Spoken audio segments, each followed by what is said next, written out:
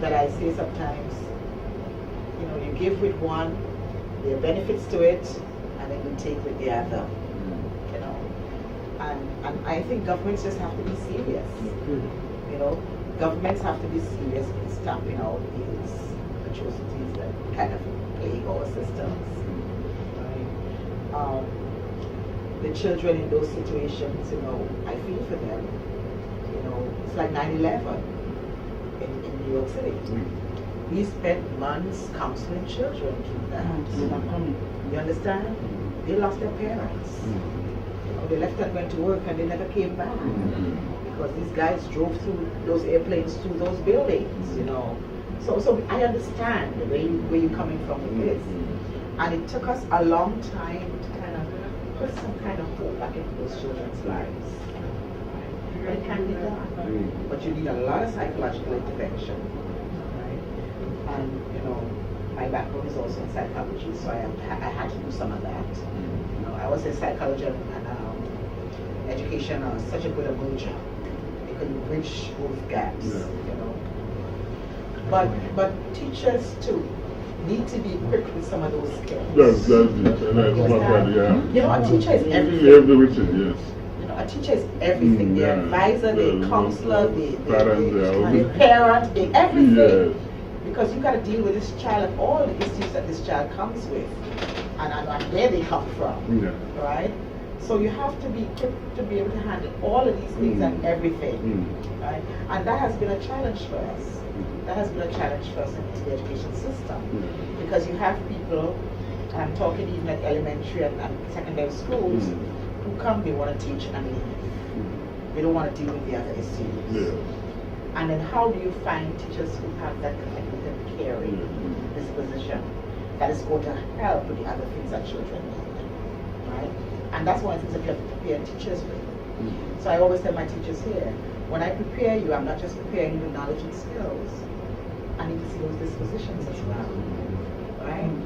If you don't demonstrate those dispositions of a caring, compassionate provider, then you don't fit the bill to be a teacher.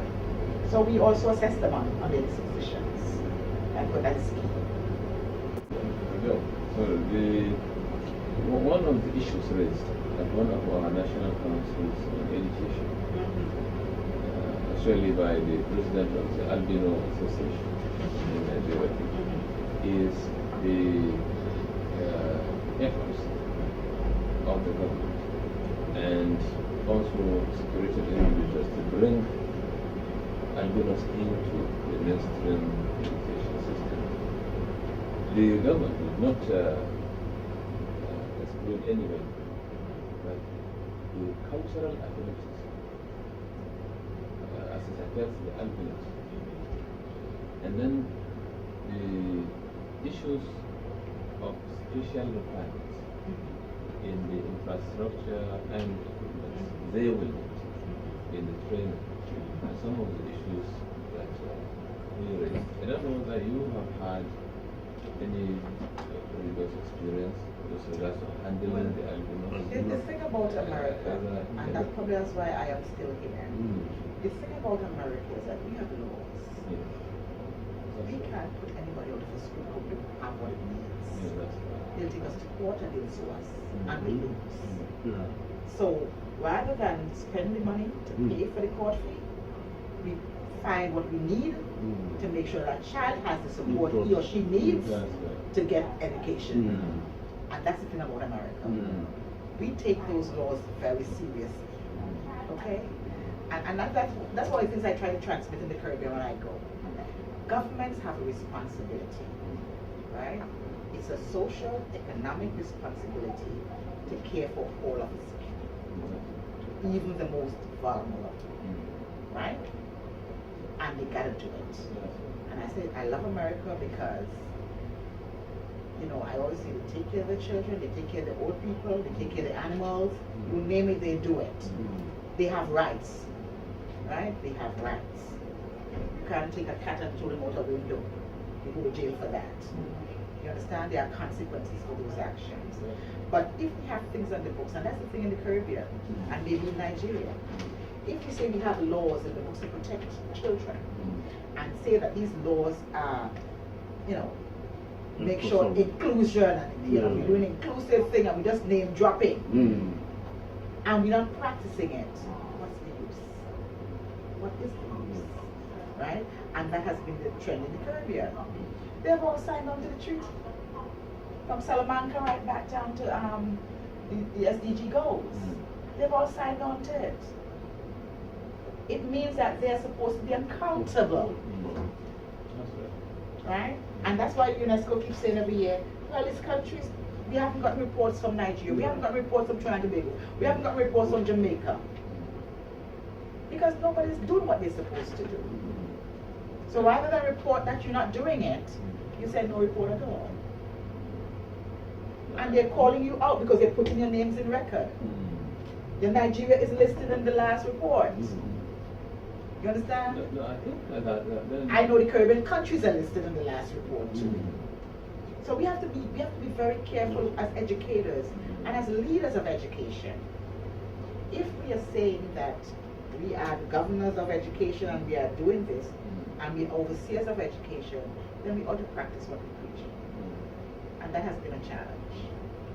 We got to practice what we preach. We got to put funding in. We got to put the resources in, right? To make sure that children get what they need. You know, somebody said just now that we have until 2030. No, we don't. The children can't wait. They're not going to be children at 2030. They're going to be on somebody's street corner because they didn't get the education that they need, or they might join ISIS or Boko Haram because that's a place that they feel like they belong. They didn't get any educational skills. You understand what I'm saying? So you either pay for it now or you pay for it later. And later often is not very good. Right?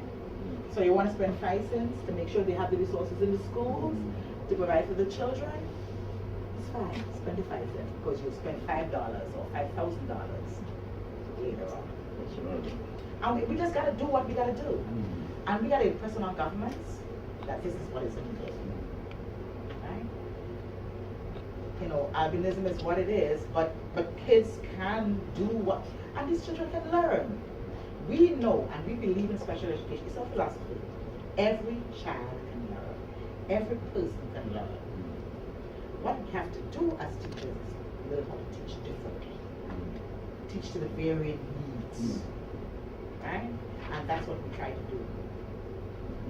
That's why, like in Gombe now, we have to go into partnership with the World Bank to provide for special training for teachers so that they can be able to handle this traumatized situation, SPing and other things Because coming together. what you need to do is hire some psychologists in there now to provide for these children, for their emotional support and psychological well-being. Right? And that's something that the school may not have thought about before. Yes. But they have to implement it now. It's a need now. Yes, it's right? a need now, yeah. So as you do your assessment of where you are each year, then you see what your needs are. And then is when you can implement those things. So we just have to change. It's not static. Education is not static. Dynamic. It's change, very dynamic. Very dynamic. Right? And you just have to go with what you need at any given moment. I love it. It's exciting. You know, I couldn't be a mathematician.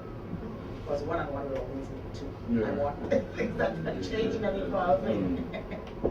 How about the mathematicians in here? I think along the line that it means there might be a need for educators to have individualized special needs assessment of different categories so that the needs of the students and pupils will be identified for us to give them the right.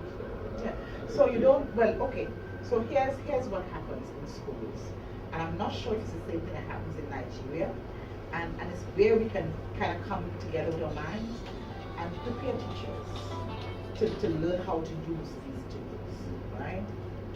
In every school where a child is being educated and they have a special need, we have to do a formal assessment, right? We have a formal assessment taking place. And what I'm doing now is, my book I'm writing now is about the process, right? how to do it. Right? So I'm going to share some slides with you that you'll see what I'm talking about. The IEP, Individualized Education Plan, is a legal document. It's the contract we have between a child with special needs and the school. Right? On that IEP has all the goals the child is supposed to meet each year. And you revise this every year, because you want to see progress over time. Right? So you have to look at this every 3 months, every 6 months, and so on every year. Right? So the IEP, each child has their own IEP. Because every child's needs is not the same. Right? I always tell my class, every child with autism is different. They might have the same disability, but every child with autism is different. You cannot treat with them in a blanket. It has to be done individualized. So teachers need to understand, how do I cater to individual needs? Although we're in a whole class setting, it's called differentiation. You understand? And that's where we learn those skills. How to differentiate instruction. We can teach every child in that class based on their individual strengths, right? But teach the same lesson. So that nobody gets left out. And everybody's participating. But I'm glad you raised that, because that has been a challenge in the Caribbean. So just some background of why we do what we do. Right? All right. So I'm sharing this because in the Caribbean region, and this kind of might put some framework for yours, what I found, right, is that you have, under the Ministry of Education, right, you have special elementary schools and special technical vocational schools. And then you have the early childhood centers, right, from 3 to 5. Then you have elementary education, which goes from 5 years to 11 years when they do their Caribbean Examination Council, and they move into secondary schools, right? And then once they get out of secondary school, they do their secondary exams, which that's what they call now CXC, and those kinds of things. Then they move into college if they so choose, or they go to work, right? This is a model. Now, the problem here is that these are separate. They are not in here. Right? These are separate, they are not in here. So there's no inclusion. Right? There's no inclusion. Right? They have schools, they're educating them the best they could, but they're not integrated. Right? Now, and then under the Ministry of Health and Human Services, you have the infants now with disabilities. Children, you have congenital disorders. Children are born sometimes with disorders. And if they are, what happens to them? It means that a mother or parent is just home with this child, trying to do the best they can with it, and just, between the medical field, right? With no kind of intervention. You know what happens when a child is born in the United States? The first thing is check their hearing. That's after they do the Apgar, the skin and test, and make sure they don't have floppy skins and they don't have Down syndrome and that. The first two things check their hearing. If a child is low birth weight, that's below 5 pounds, right? Listen to me carefully. If a child is below 5 pounds at birth, has any sign of hearing problems, we call it Apgar scale. They don't show the right complexion, the right texture of their skin when they didn't cry when they were born, when they came out, and that kind of stuff. That child is referred immediately for intervention services. Really? When that mother and that child goes home, a social worker goes with them and sets up for speech therapy. A baby, yeah? A baby. Someone says speech therapy. Speech and language pathology is not just about talking. That sucking reflex is part of that. You understand how deep this is? You understand how deep this is? So there's a collaboration there from day one. It wasn't always like that. We learned over the years how to make it better. Right? So from the time a child is born, they have 3-pound babies. Now I know a baby right now who was born 1 pound 2 ounces and is still alive 2 months later. Because they're still trying. And we say this child may have developmental disabilities, right? But we have things that we put in place. You know when that baby is discharged from the ICU or whatever, in the neonatal unit, that child is going home with speech, physical therapy, occupational therapy, right? Because the movement, the grasping, and all those things that that child has to do along their developmental milestones will need some help, right? Will need some intervention. And the child may not need it later on, but they have it until they no longer need it, right? So if a child is born like with Down syndrome, we know a child with Down syndrome is born with Down syndrome, right?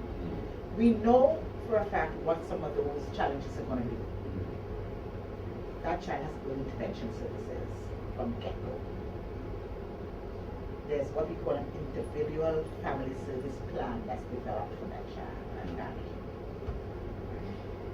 A child is born with physical disabilities. Cerebral palsy is one. We know that child may not walk, right? That child will have all the supports he needs. If the parents are living in government housing and it's up 10 floors, they're moving them down to the bottom floor. You understand? Or make sure the building has an elevator that works and that kind of stuff. So, all those things they take into consideration.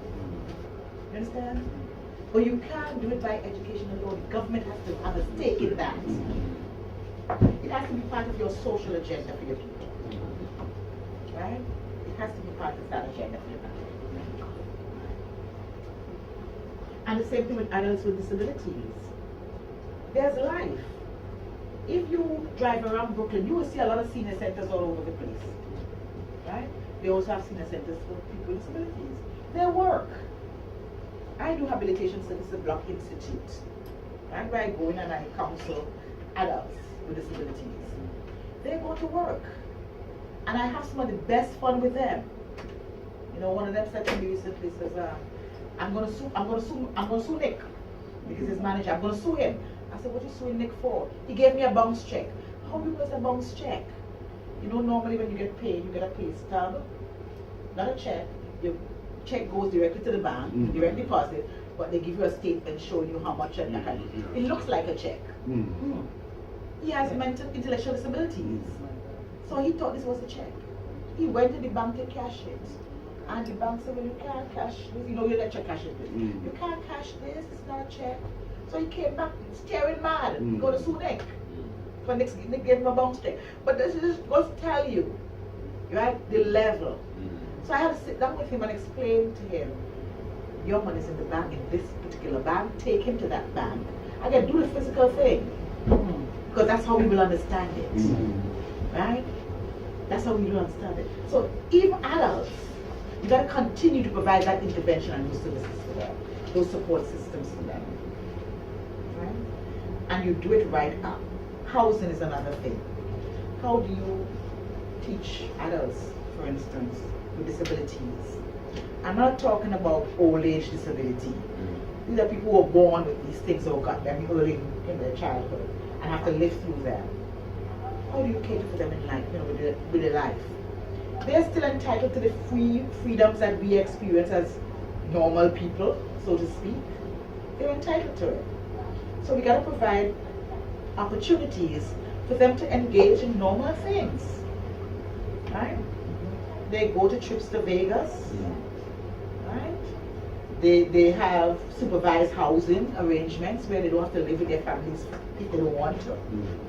Right? So they can have independent living, depends on what skill sets they have. And then you judge each one based on what they can do. Right? Some of them are the best bed makers and you put them to work in hotels. And they will make that bed as neat as ever. Right?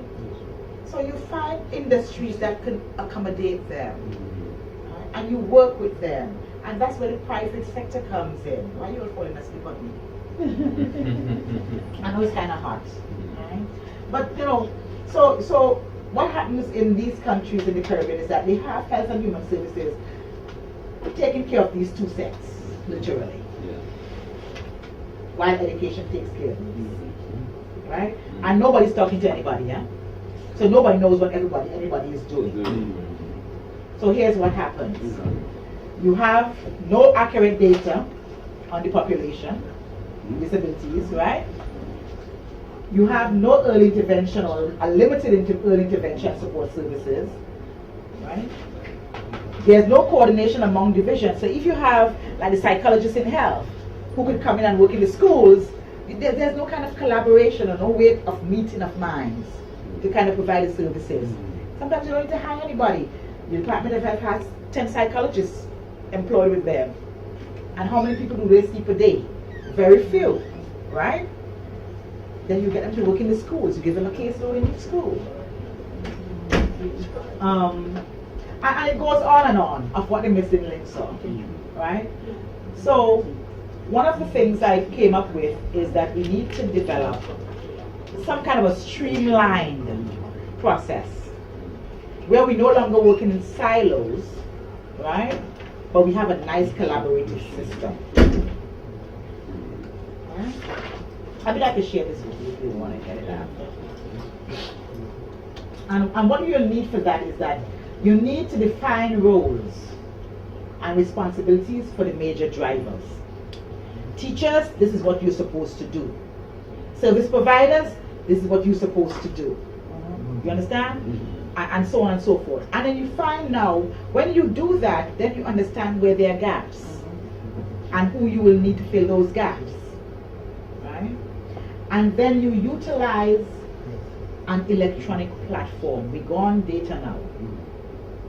You can't keep these things in, you go in these places sometimes and you see file folders and endless paper. If a match drop there, the place burn up. Right? You have a big fire. All you do is put this on a system where you can keep track of the data. So that when it's time to report to UNESCO and other bodies, you just pull it down. It's there. Right? It's there. And now you can communicate with the government and say, okay, these are what our numbers look like. We know how many children have autism. We know how many children have TBI, traumatic brain injury. We know how many children have physical disabilities. We know how many children have speech language disorders. We know how many children have, what again? You name them, it's about 13 or 14 areas. Psychological, right? Right? And so on and so forth. Because you have that there. And we know where they are located. We also know where they came from. So maybe, is there a trend somewhere here that we can see emerging? And that's what this tells us. It's much more than just numbers. Yeah, in the environment. Right? It's much more than numbers. We are able to tell that there was something in New Jersey somewhere where kids were being affected by cancer. Right? And then they found it was in the water system. How is that all these children had so much lead in their system? Then we had this influx of ADHD. Right? It was in water. So you only know that if you can keep a platform, with all the technology we have now, there's so many platforms out there, and you develop a data system where you're keeping a record of this. And it's interconnected. So, and I can walk you through this too. If you do this, from the time a child is born, let's say a child is born in the hospital. The hospital goes in their system, they make a notation, guess what? A flag is sent directly to education. We need somebody with good intervention skills. You understand? And that's the kind of coordinating effort I'm talking about. So from the time a child goes into the system in the hospital, the educators will know we have an infant who will need early intervention. And this is what the disability is. So this is what the child will need. Right? And right there and then, hospital and education are working together. Yeah. Right? Early intervention works. Because if you get it early and you get it intensively, sometimes you do well. And you don't need as much down the road. And you have kids now living very productive lives. You know how many people with disabilities in this country work full-time jobs? Who are doctors, who are lawyers? I mean, you have a lady running NASA right now who has autism. think she came to the Caribbean some time ago. I'm trying to remember her name right now, but I can't bring it right now.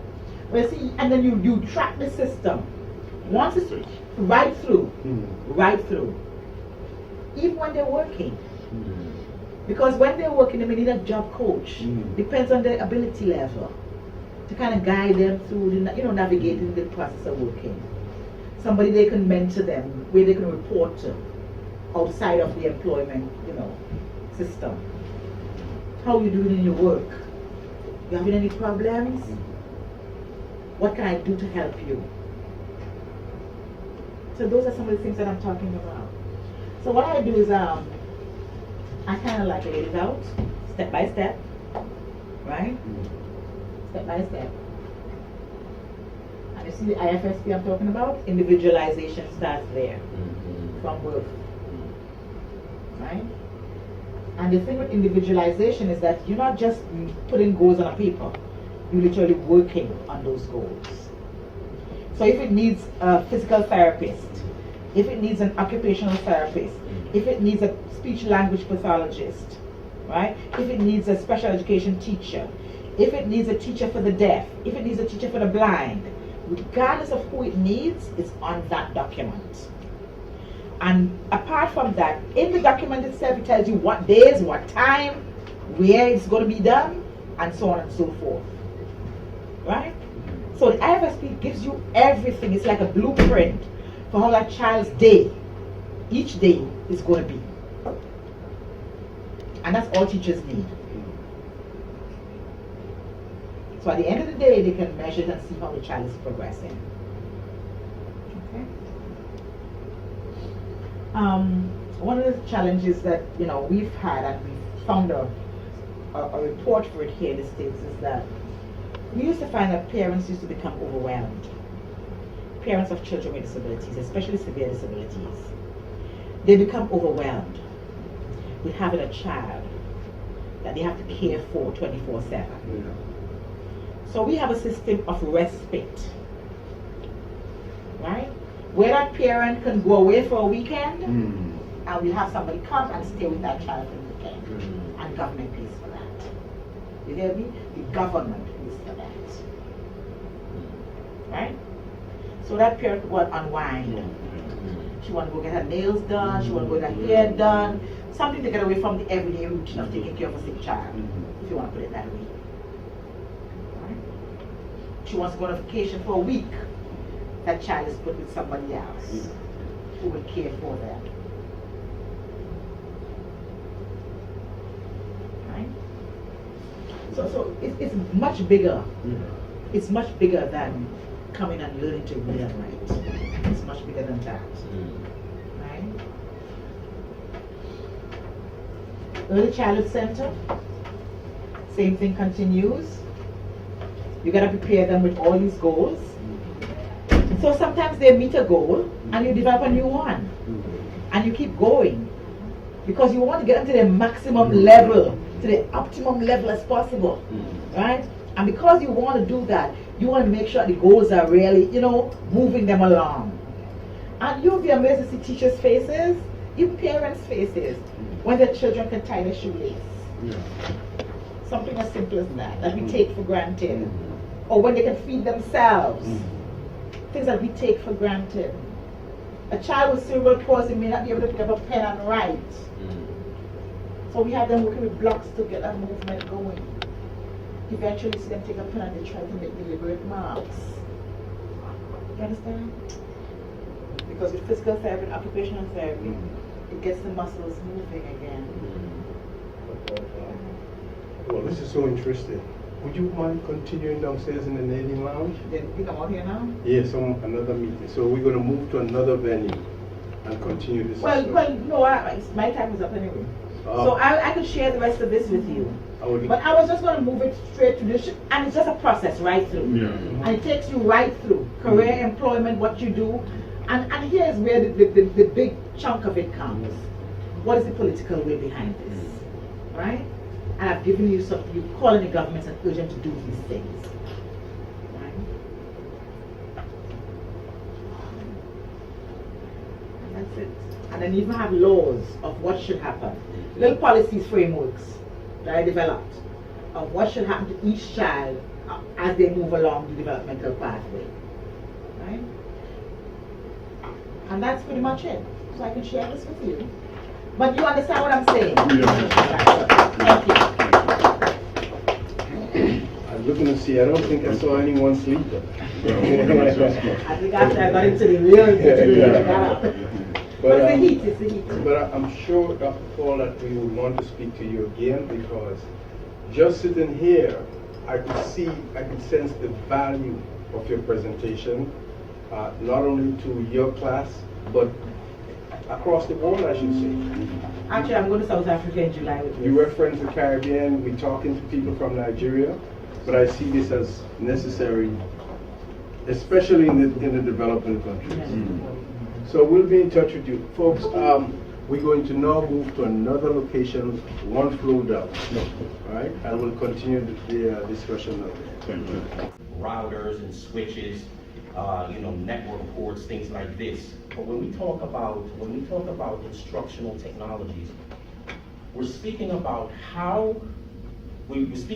those technologies, whether it be hardware or software, that impact instruction. And I use the word instruction because I want to make it as broad as possible to learning. Instruction may be in an academic institution, it may be in a corporate setting, it may be in a governmental setting. I, as an instructional technologist, what happens is I offer my skill sets to any one of those areas. We have something called a design document that is created, and something called ADDIE. We do analysis, we design, develop, we implement, and then we evaluate. And that process goes for any application with regard to education as well. So what you see here, this classroom, is not just a classroom. This classroom is designed so that it meets the needs of the instructor or faculty members, because it's the manifestation of what was done on paper. So with that being said, I want to give you an example of some of the technologies that we're now introducing at Medgar Evers College that we would love and we hope we will be able to use with colleagues like yourself to reach out and touch in the various parts of the world. It is called Echo 360, and it is an e-learning platform that allows you to communicate and collaborate virtually, real-time, synchronously. And what happens is the software enables real-time analysis of the learner's reaction to videos, to quizzes, things like that, so that the professor can make adjustments while they're doing their instruction. But first I want to show you a little video on Echo 360, give you an idea of what the software is all about, and how going forward we will be able to communicate using video conferencing, which this lab has as well. I'm sure you're familiar with video conferencing, and also web conferencing, which we use Skype. But now Echo 360 is another application where it's not just Skype. The professor is providing real-time instruction in classroom instruction and getting analytical feedback from the students. This is why it's more classified as an instructional tool. So let me just go to that. I just want to log in.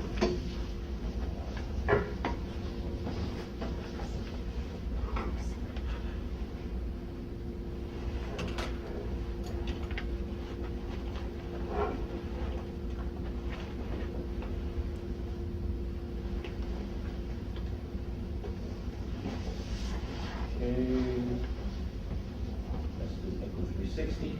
So this is Echo 360, folks. 60 believes that improved outcomes start with Echo 360 believes that improved outcomes start with great moments in the classroom. Developed by educators, Echo 360 helps instructors capture and extend those moments to improve student engagement before, during, and after class. Through their technology platform, students have 24/7 access to classroom discussion, presentation materials, and the lecture itself. Welcome to Echo 360. As part of the next generation learning environment to increase student engagement and improve outcomes. Students get better access to content, to their instructors, and to their peers. They can bookmark important moments in the class, click to tell instructors they're confused, and participate in learning activities. They can even ask questions anonymously and take contextual notes. After class, students can review their learning activity and watch classroom recordings on demand, search topics across the course, and continue to discuss content with their peers.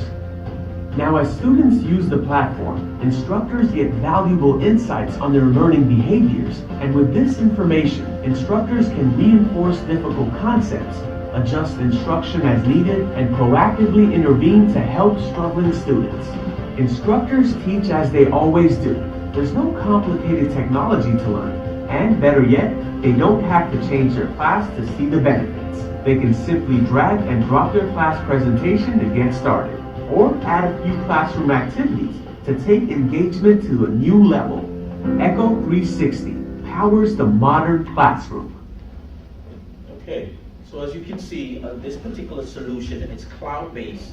It's specifically designed for... Well, we're about to start a series that's about to be awesome.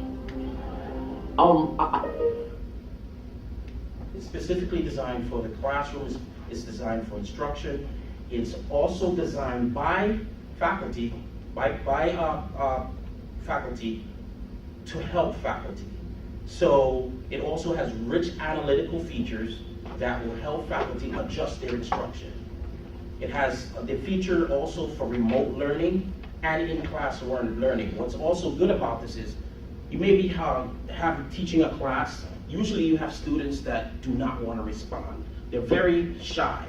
Echo 360 gives you the opportunity. It has the feature where if a student is not willing to participate, they can respond anonymously.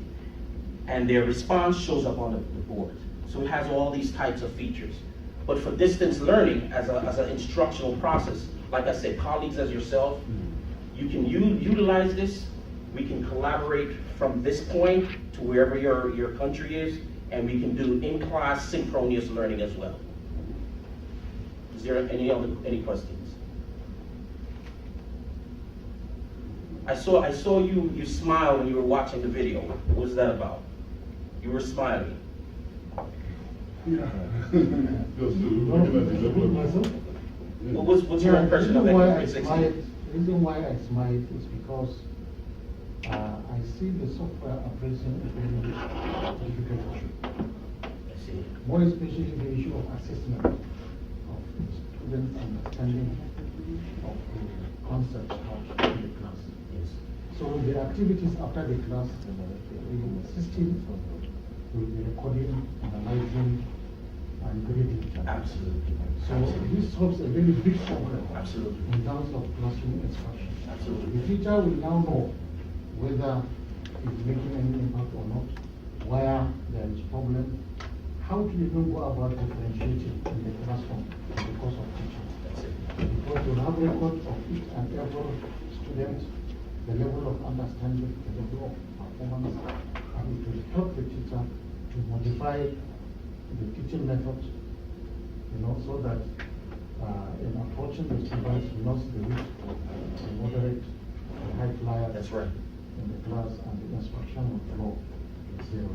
Yes. So that is why I smile. That's very I good. see I this saw addressing something that and problem. I said, I'm going to ask once it's done. What's really good, and to toe back on what you were mentioning about student analysis, just a little bit more about the software. Let's say you're presenting and you have a PowerPoint presentation. And at a particular part in the PowerPoint presentation, students are confused.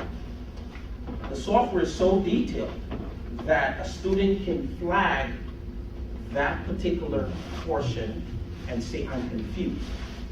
So now what happens is it's recorded analytically, and the professor now can make adjustments to their instruction as well.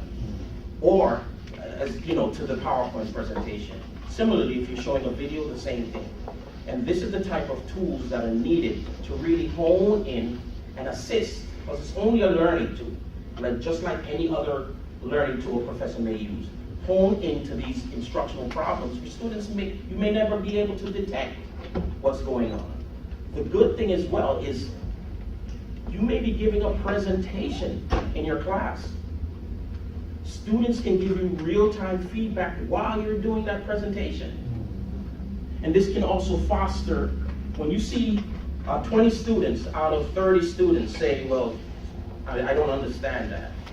What that does is it fosters more collaboration as well, because you're now able to, without proctoring folks to say, did you understand? You have it right in front of you to say, okay, let's take a seat, let's move, let's slow down, let me see why these students are confused. So it has the ability to record these things analytically, and then you can make adjustments to your instruction on the fly. So thank you for your feedback on that. Are there any other questions? It appears the software having all the instructional material loaded for the teacher. We will now load the instructional material and agree with the system of the analytical tools the system is used for us to enable the teacher know the progress of the coaching process of instructional process. Yes, so what happens is, my department is charged with assisting professors in understanding how to use this new tool. So we give an option. First, we want to know what existing instructional tools they use. Usually it's PowerPoint. And before the beginning of a semester, maybe a week or two before class, what we'll do is we'll ask the professor for their PowerPoint presentation.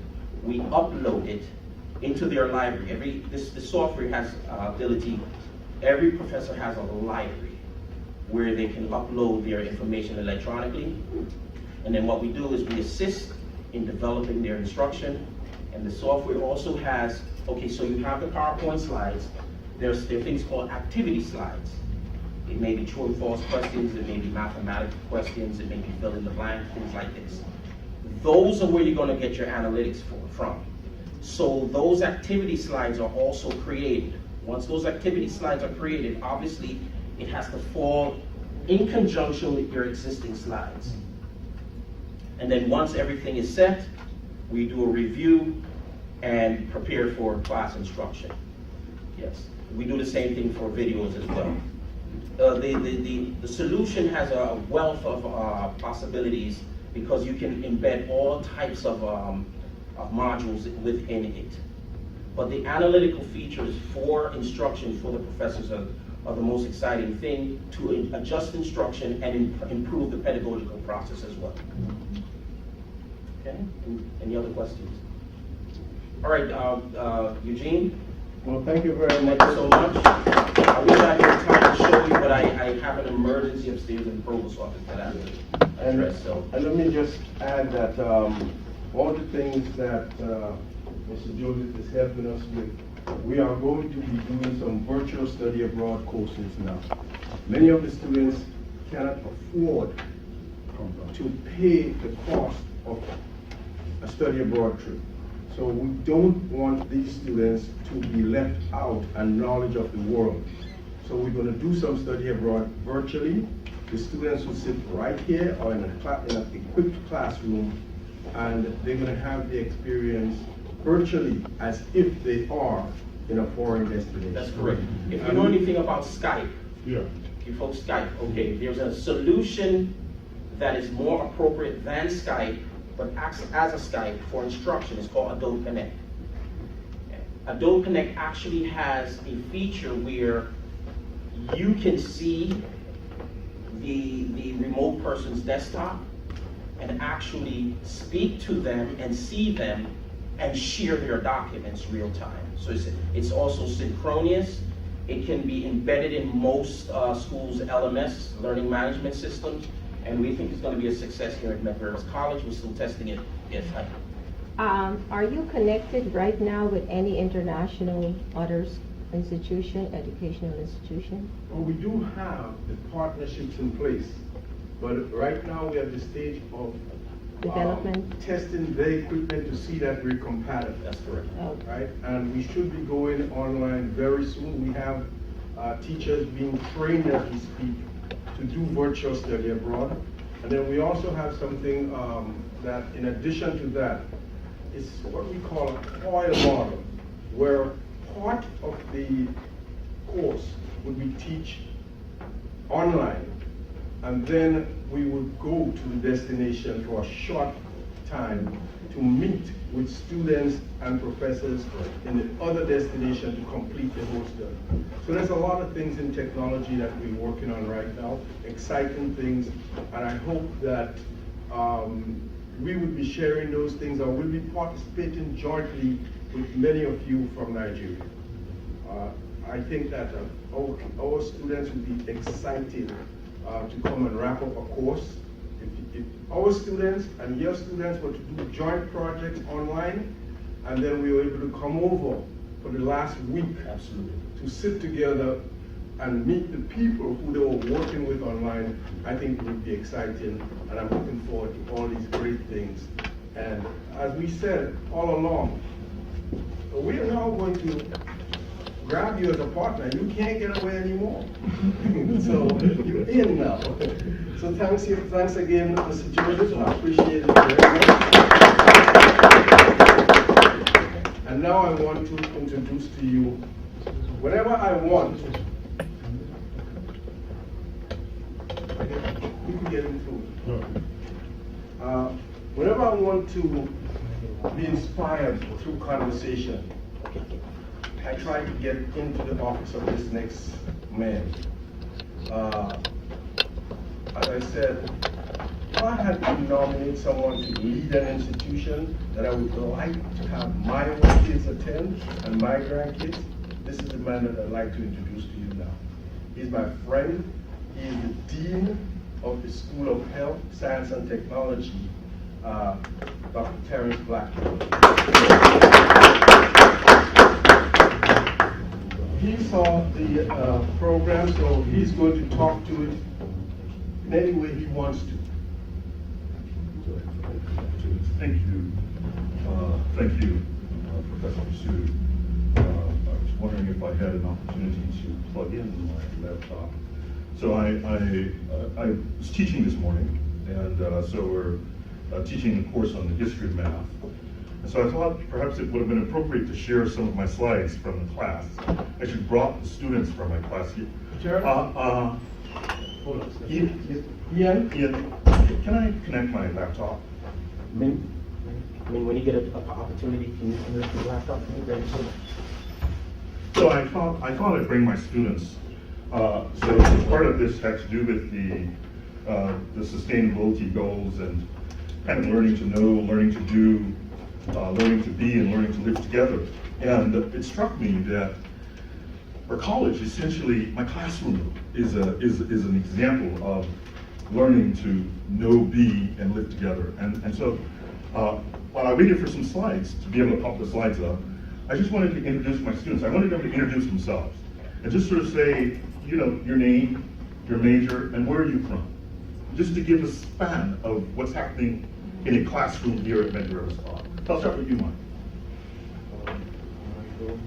Why don't you just kind of... Why don't you stand up and project? Yeah. I'm a senior, math major in Nigeria.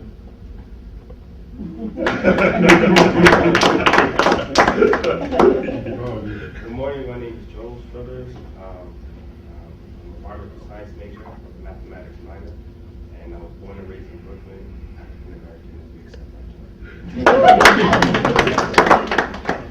Well, my name is Sean, math major right now. You can say I'm from Trinidad.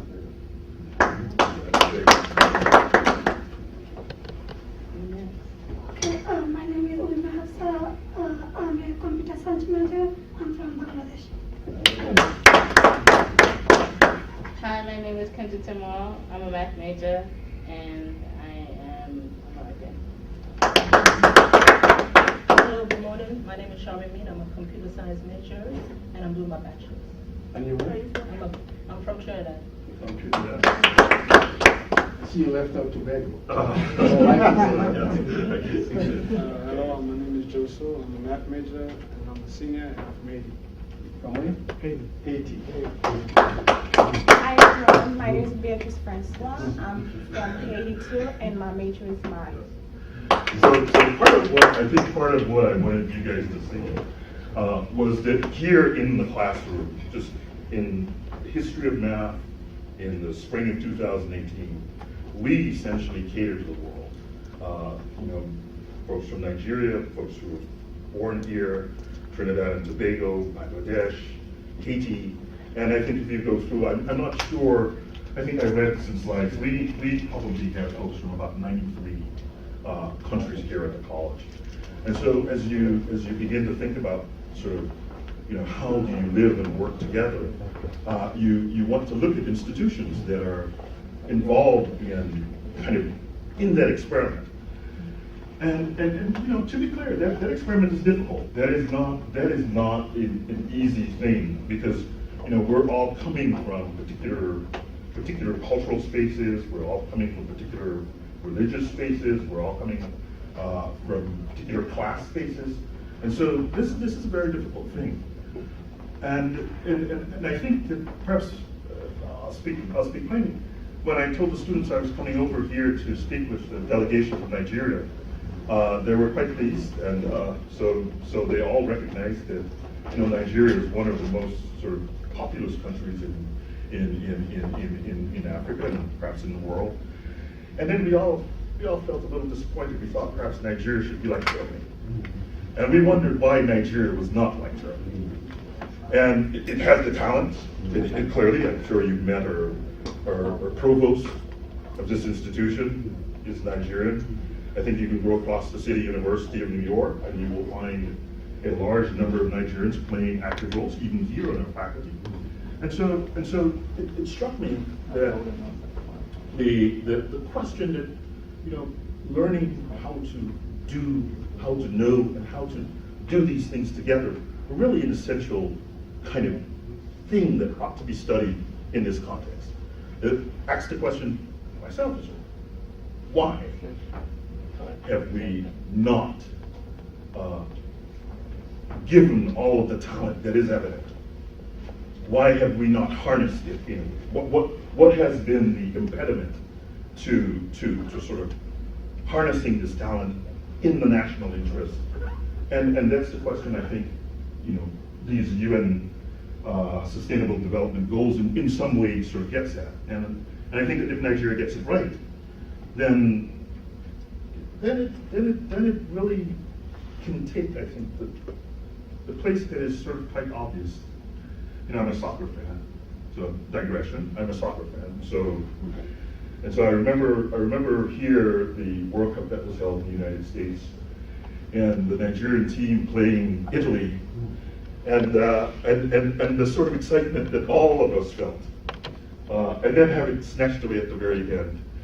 And it always seems that maybe on some level, this is a question for not just for Nigeria, but it's a question for Ghana. It is a question for Guyana, where I'm from. Many of you might be aware that most recently Guyana has become fortunate in terms of having sort of large oil reserves being discovered, and so the question is, will we too follow the and these are places where there's just sort of a resource curse that seems to inflict. And I think that these are places where these things come to play. How do we learn to, how do we know that we know? How do we do things in an effective manner? And I think, and so this was the message that I wanted to share with you. I think that really education is central to this, and in particular, I think science education is central to this. And in particular, I think that science education, as it relates to the women in the society, is extremely important. So I wanted to just share a bit of my.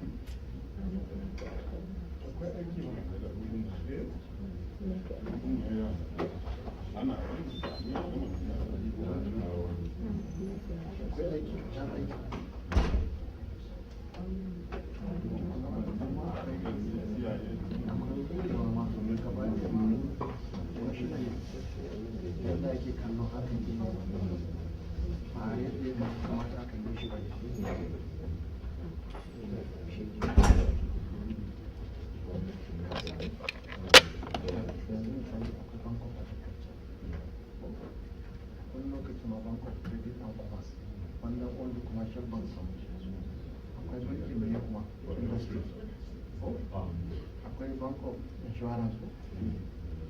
To me yasa ba za a yi education ba? Bank of insurance kasa the best education da ake samu from the private sector. Up to university level. Yeah, so what I did coming in, and then I'll share some other bits with you. So what I did coming in was to kind of just amplify the goal number 4. Right? And so part of what you know what is the goal is to kind of ensure inclusive, quality education for all, and to sort of promote lifelong learning. And you begin to ask, well, what does it mean to do inclusive, quality education, promote lifelong learning? It means that you have to begin to think about, you know, one, the content of the education, but also two, the kinds of pedagogies that are engaged.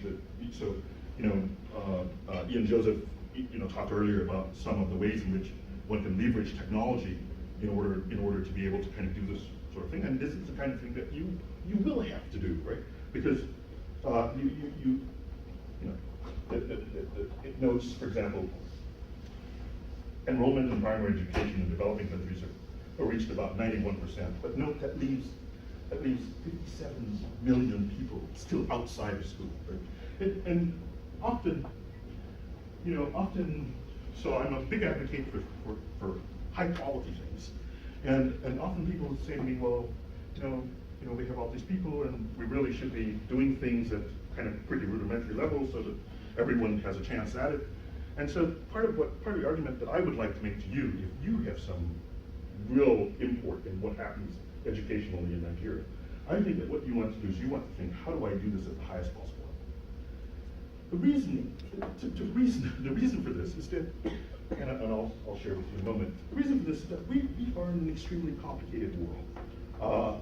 You know, think of the United States and think of the kinds of things that are being done educationally, right? So if you ask, you know, what are the big areas? What are the big areas of work at this moment? And so I was recently in Washington, D.C. doing some work for the NSF, and I just want to give you a sense of what that is. NSF, 10 big ideas.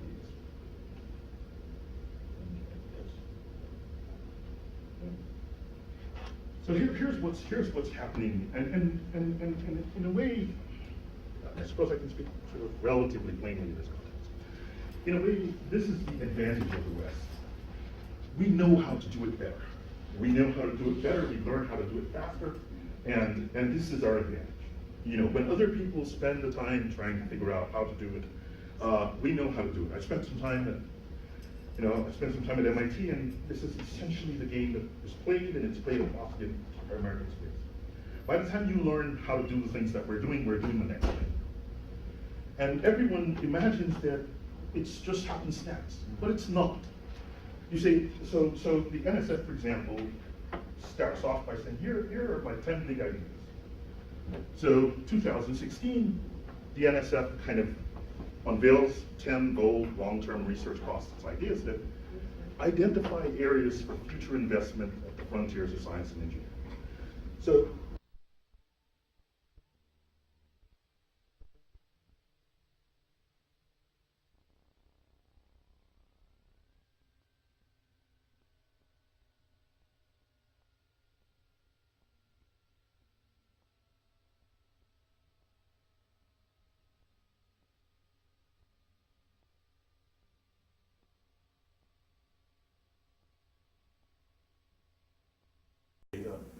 that's being generated in this kind of world that we're working in. And, you know, is there a data policy? Is there a cyber bill in Nigeria?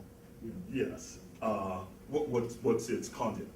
How does it purport to deal with, you know, with questions of the workforce? How does it purport to deal with, you know, just the general frameworks for how Nigerians as a culture sort of, I mean, do you, like the Chinese, say, for example, ban Facebook so that you can develop your own Facebook in Nigeria? You know, what are the set of policies? I say this to say that in the United States, we're actually thinking about these things, and not just thinking about them in a very, very systematic way. And so it's part of this kind of place that I think is vitally important for countries in Africa to in Africa in particular. I mean, I haven't visited all the countries. I've visited South Africa and Senegal, but I said from afar, the place that I seem to find most resonance with, except it's not immediately clear, is Rwanda. It seems to me that, you know, Kagame has a kind of vision about technology, a vision about science, and it's the kind of vision that I see reflected here in the United States. So, harnessing data revolution. So, questions of work at kind of this human technology frontier. You know, what are our policies around as we move into places where, you know, questions of genetic materials become, what are our policies in this regard? I mean, do we have a policy on, you know, protecting the biodiversity? What are our policies in this regard? Do we have policies on protecting our animal life, or what are the things that we're doing in that context? The point is, we're doing it here. Questions having to do with, you know, the Arctic as, you know, climate change as things melt. You know, what is our climate change strategy? So we're making a bet. What kinds of research people ought to be doing? We're directing them in this direction. Questions having to do with, you know, with astrophysics and launching things into space. You know, I remember as a graduate student in the year 2000, I went to the Harish Chandra Research Institute in India, and it shocked me to see the level of development that was occurring at that moment in India. You know, it was the beginning of this internet revolution here. You know, Harish Chandra in India, folks in New Jersey are hiring people sight unseen, come to the U.S. to do the back office work in Wall Street. Now I live in Jersey City, and it's clear what that has wrong. Like, almost a majority of the residents of Jersey City who manage the back office of the Wall Street sector are from India, from some part of the Indian subcontinent. So I say that. Say one other note. I wanted to. So while I was there, I visited the University of Allahabad, and there were some discussions about, you know, physics and biology and the interface of physics and biology, but there were also discussions about, you know, kind of launching things into space. And not that I expect, but it would be nice to see, you know, it would be nice to see a country like Nigeria or Ghana or South Africa kind of have some space-related enterprise. And so you get the structure of what I'm saying. Here is sort of where I think, at least here in the United States, there's a bet that's being made. In Nigeria, there's probably another bet that's being made. Questions of the quantum revolution. How do we build quantum computers? How do we do things that are much? And here's what I will also say. It will not be a surprise that individuals from Nigeria will be doing this work here in the United States. so it is not. It won't be a surprise. So the question of whether or not you have the human capital to do it, the answer is clear. That's yes. The question is whether or not there is a collective human capital to affect that. That's where the answer is still not clear. So the questions having to do with quantum computers, questions having to do with, as we talked before, sort of biodiversity, and then sort of the last sort of extremely important, sort of developing sort of processes for, the social infrastructure is important, right? So you want to develop an agile process for funding experimental research capabilities in the mid-scale region. So that's important to think about the process by which you're doing these things. So this is the NSF sort of vision, trying to seed innovation, investing in these sort of foundational research questions, some of them large in scope, things that are not immediately located, so what they have are they've divided stuff into directorates that are not fitting neatly into a particular directorate. And these big ideas are framed around 2026 in order to tie into the United States' 250 years. So part of what I'm saying is that as you think about learning to know, I think one of the things that you really should know is science. Because I think this is the essential part of the Western culture that is the thing that allows the West to lead. And so I'll close, I'll speak for about 10 more minutes if you give me a chance. So the question is, how do you get on that train? Right? How do you get on that train? So you need some kind of education for the 21st century. It can't be the kinds of things that we've done before. See, whatever you're doing before, now, it's gotten you exactly to where you are now, right? See, so the whatever, if you keep doing what you're doing, you won't get what you have now. There's no way around it, right? It's been there in place. And so you have to figure, is there a way to do this that is remarkably different? And I think one place where you do this in a kind of fundamentally different way is in education. And I think it's in the education that is sort of something that is more active, more inquiry-based, more attuned to the particular problem. So, I was born in Vienna. And, I went to high schools in Vienna. And when I think about the time that I used up my intellectual capacity on the kinds of questions that I used them up on, it was completely not the things that I ought to have done. Guyana sits on the Atlantic coast of South America. It's plagued by, sits right on the Atlantic Ocean, and whenever it rains, it floods, and if it rains too much, it will overrun the entire capital. All the people sit on the little strip on the coast. The kinds of questions now that I would ask faculty members here to study relative to, I wish my education had been about that when I was a younger man. So I think that's the first thing that you have. The education that happens in Nigeria has to be about problems in Nigeria that people see every day and can solve, or at least try to solve in an innovative way. So that's a crucial component for sort of like this 21st century education. So the second place, it has to be something that is not just like we're doing now, which is just sort of sitting in the classroom. Right? It's got to be engaged in the actual work. Right? It's got to be at the it's got to have some research dimension to it. It's got to be at the place where you're genuinely thinking about the problem that you're trying to solve.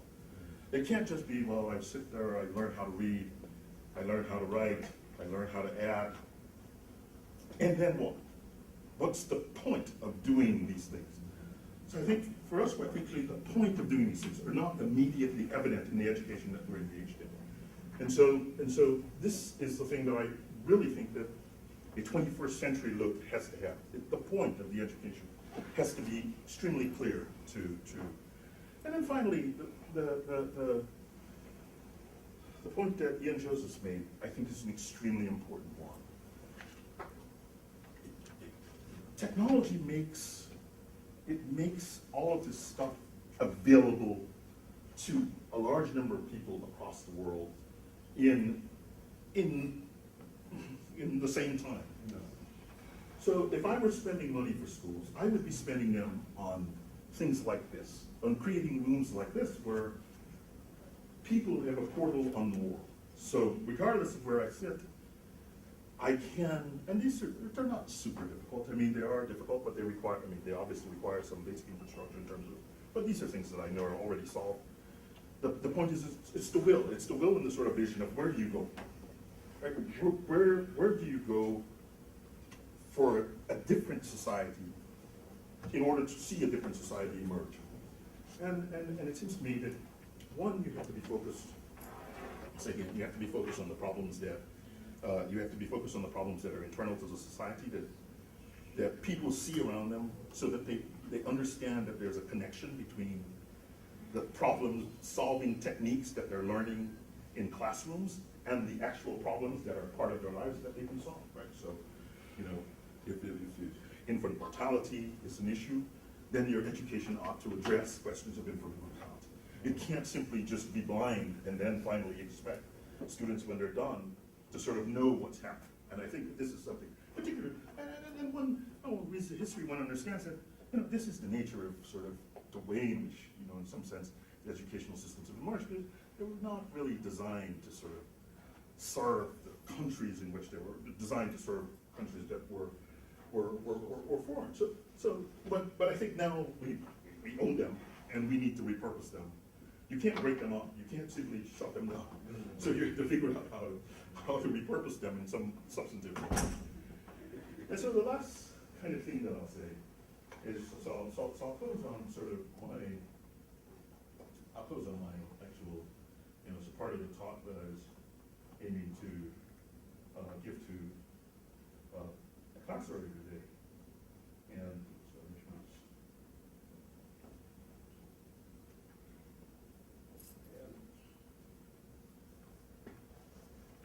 so since they have class,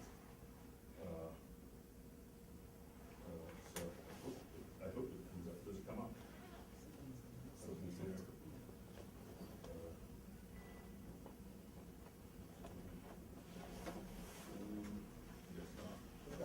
It's completely gone. All right, so I guess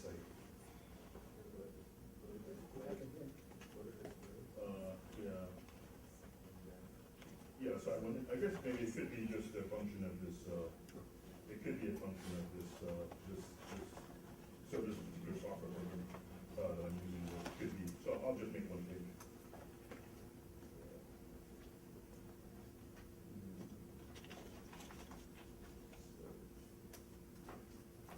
Just give me, so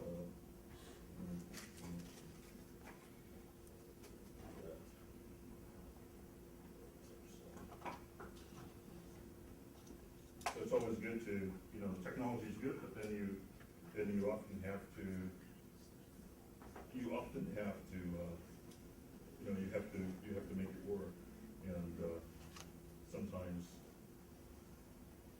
when you get up, the platforms are not always in sync, and that, I guess it speaks to the problem. It speaks to the problem that they were looking at some point earlier.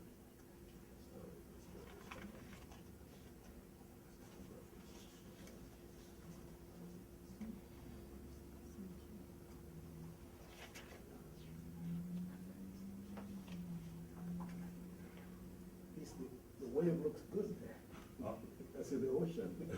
Looks good.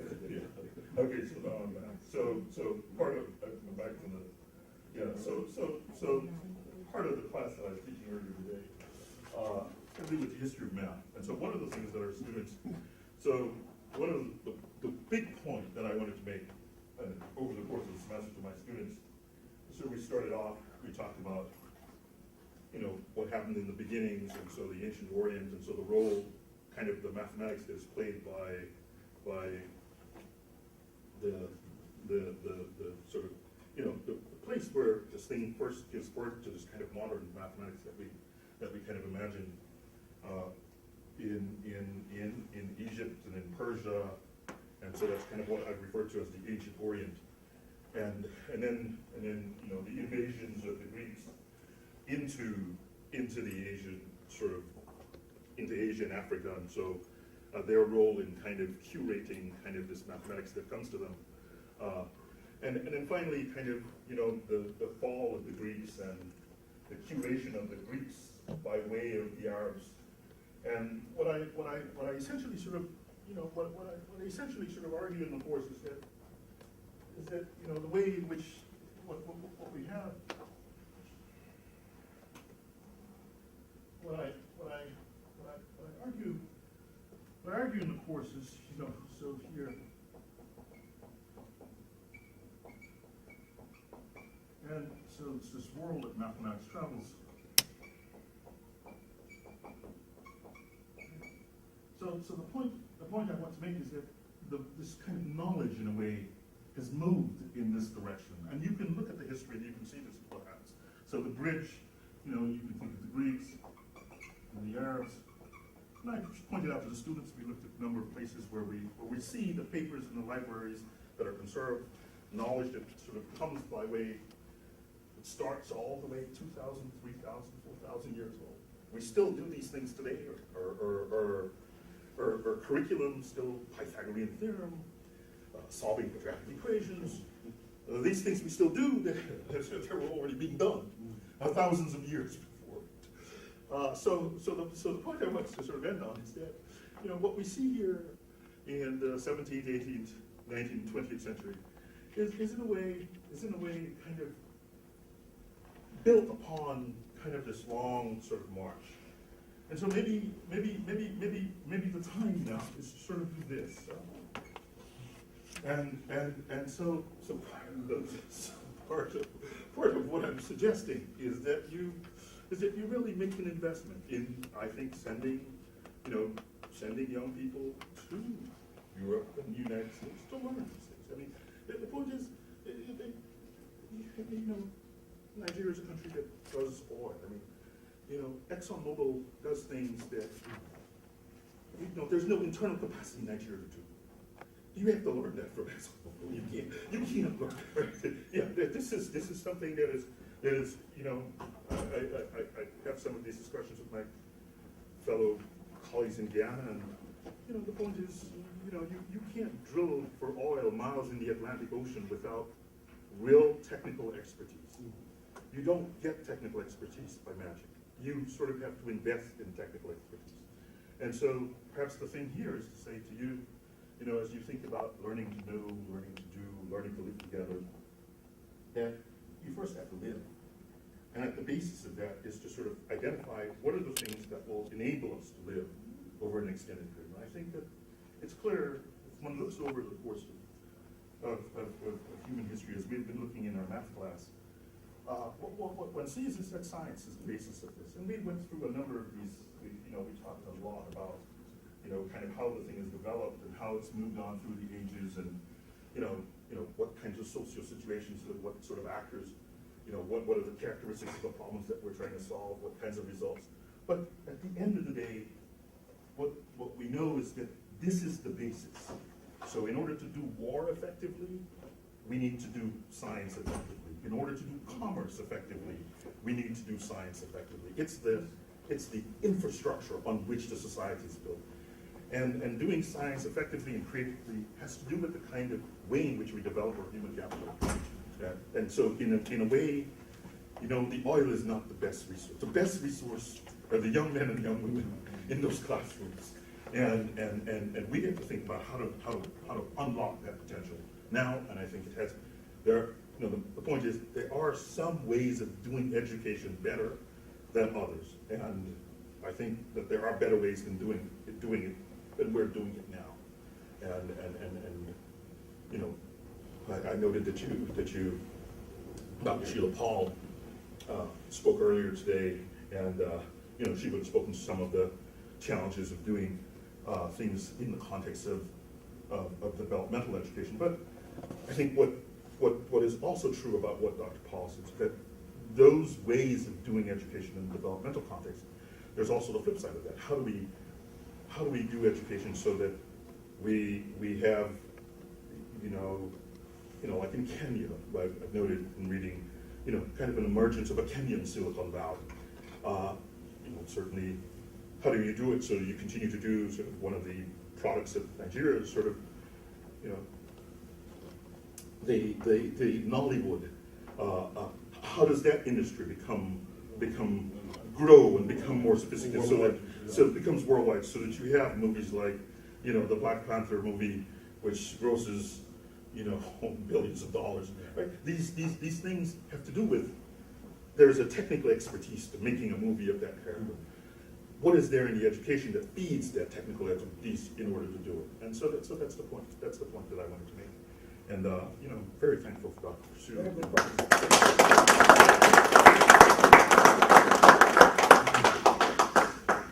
Thank you, gentlemen, very much. And lady.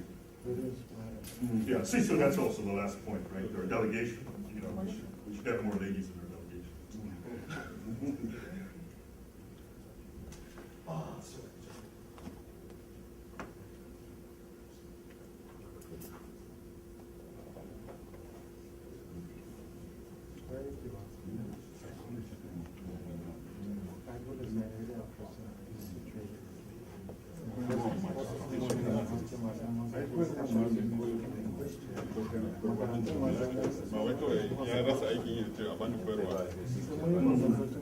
So folks, let's give Dean Blackman a round of applause. And,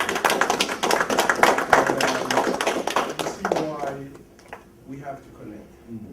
Because one of my interests would be making sure that people like Dean Blackman come to Nigeria and talk at different levels in Nigeria. Because we have some work to do. We have some bridging to be done. And we have the people who could help us build those bridges. So thanks again, Dean Blackman. Thank you, much appreciated. And I hope my class, I'm sure they enjoyed coming to this class today. Yeah. So folks, here's what we're going to do now. We're going to go to lunch. After lunch, we'll come back in a room downstairs, 10:40. I'll be with you so that you don't worry about getting lost. When we come back, we'll be addressed by Dr. Egby, Dr. Emmanuel Egby. Egby? Well, he lets me call him Dr. Egby. So that's cool. But he will address us. And afterwards, Dr. Blackman is going to return. Dr. Paul says she'll return, and we'll have like an open discussion. And all the things that we discussed this morning, so that you could ask any questions, you could voice your opinions, you could say what you like about things, what you hope to accomplish from this, and what you'd like us to do going forward.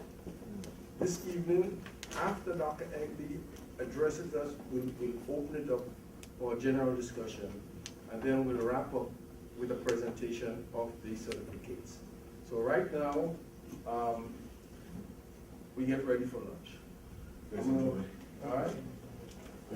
So let me, sit in your seat still, sit there still. So just to sum up, you know, the anthropology of old was part of oppression, was part of an unfairness, because if you were considered savage, it certainly wasn't the white European anthropologist, right? It was everybody else's culture, but, and so anthropology has to, in a sense, atone for its own sins in that way. But fortunately, anthropology has evolved. It has evolved to the point where those ideas of betterness of a group of people based on ethnicity or race, even the idea of race, has gone away. in the hopes of trying to focus on understanding that we are all part of the same human construct, the same world, if you will. There's all this diversity, all of this beauty in the languages that we speak, in the cultures and the ethnicities that we share, but that all fits into a larger continuum of the human experience on this planet. And that's essentially what humanistic anthropology, the anthropology that I practice, sort of focuses on. And I know we're supposed to be focusing on the United Nations with the to know, to do. The part that I like to underline is certainly how it is that we can move together. I was just doing so. I work with the United Nations as well. I'm the UN delegate for the American Humanist Association.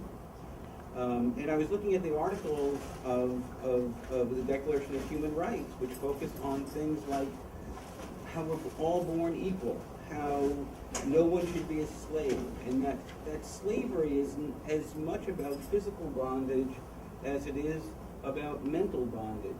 We as educators have an opportunity every time we meet a student to free somebody from their perceptions, to give them an opportunity to learn something more than that they perhaps knew before they sat in our class or before they even had contact with us. And certainly these sustainability and development issues related to Article 26, the right to an education. These are fundamental rights.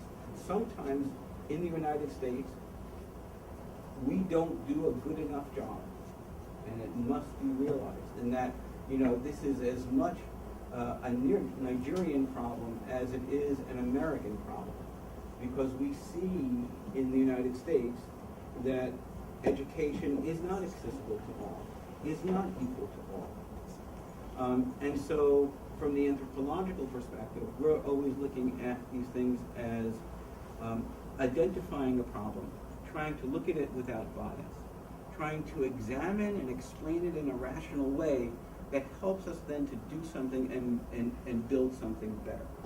And so if you look at things like the Humanist Manifesto, which is directly connected to the UN sustainability, where it talks about how if we use our human skills of observation and experimentation and rational analysis, we can make this better.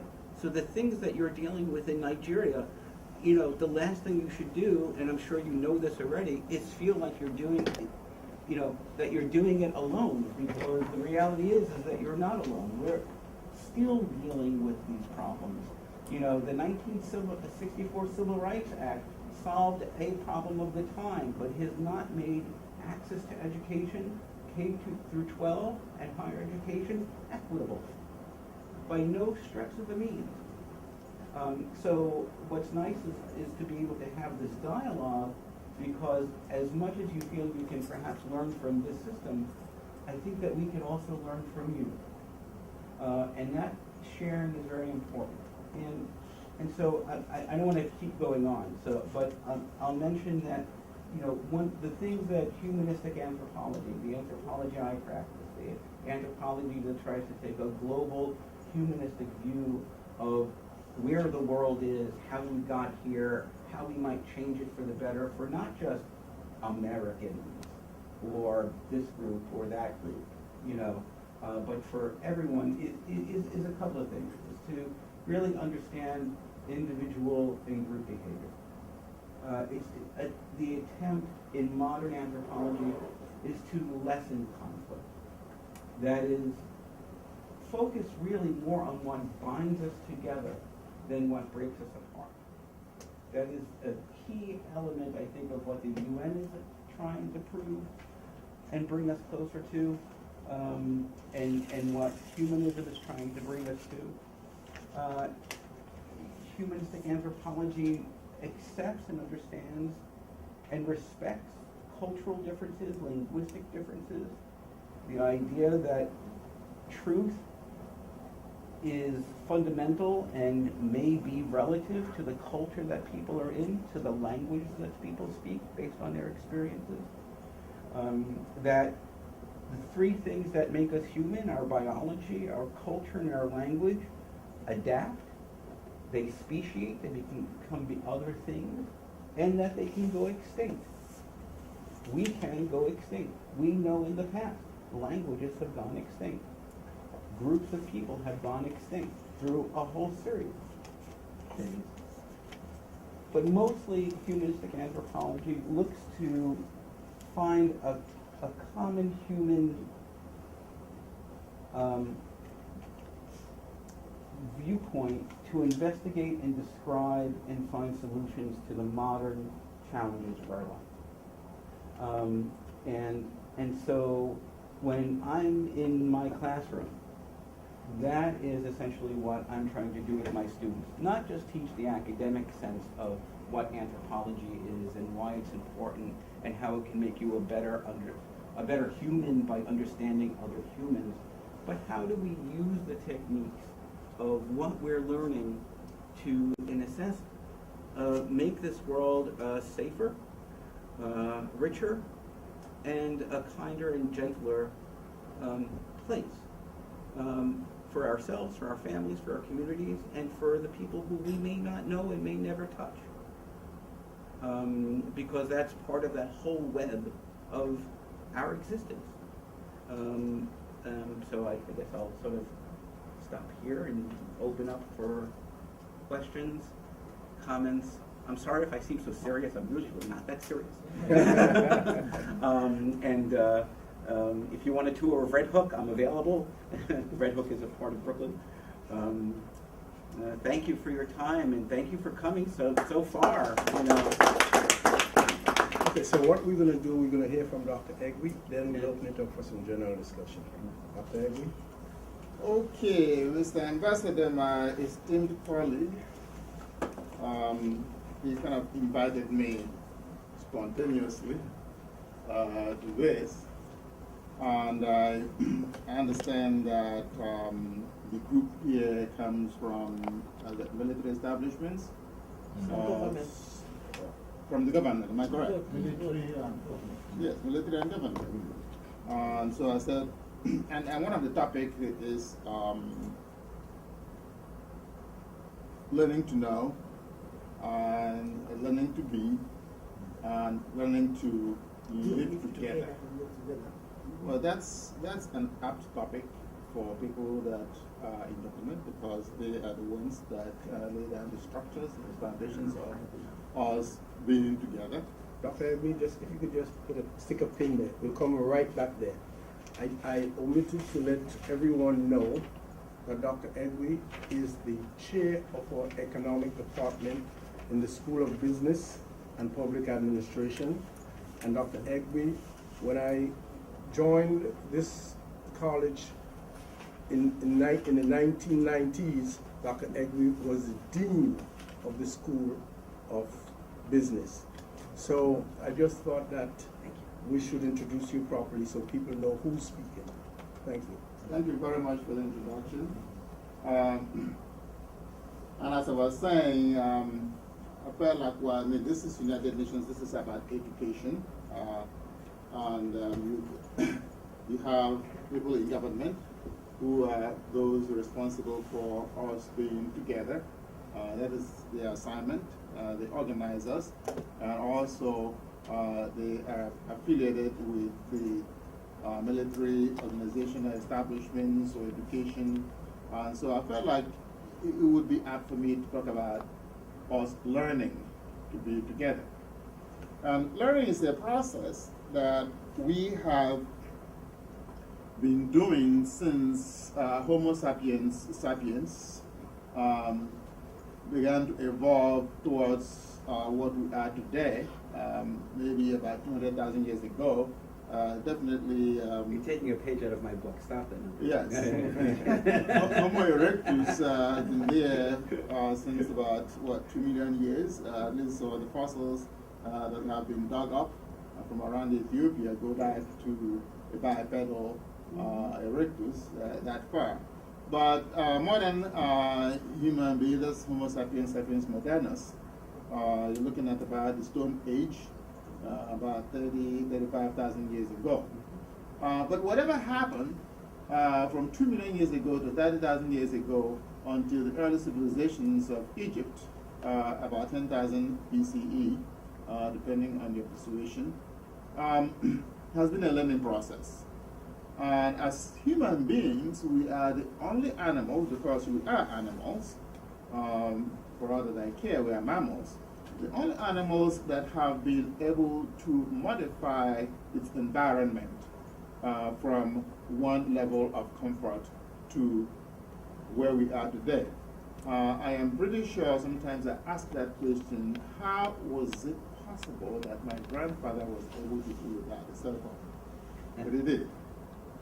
And indeed, about 40 years ago when I arrived in this country, the calculator was a novelty.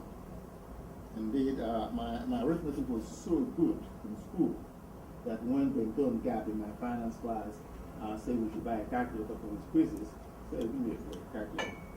And so I got a 0 at the first quiz, because I was still trying to do my arithmetic, which was very good.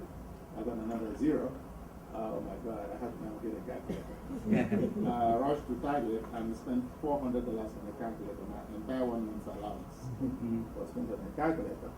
And then about 2 years later, the same calculator I bought for $20. So think about progress. We had a Xerox Sigma 6 computer that filled this entire hallway with 256K memory and about 1 megabyte of storage for $6 million. And today, on an iPad this big, you can get gigs of memory and storage. Am I correct? And so my whole question then is, we have had enough experience from all the things that we have done that we should have learned how to live together. And that progress is still going on. And I want to tell you this. We have gone a long way in living together.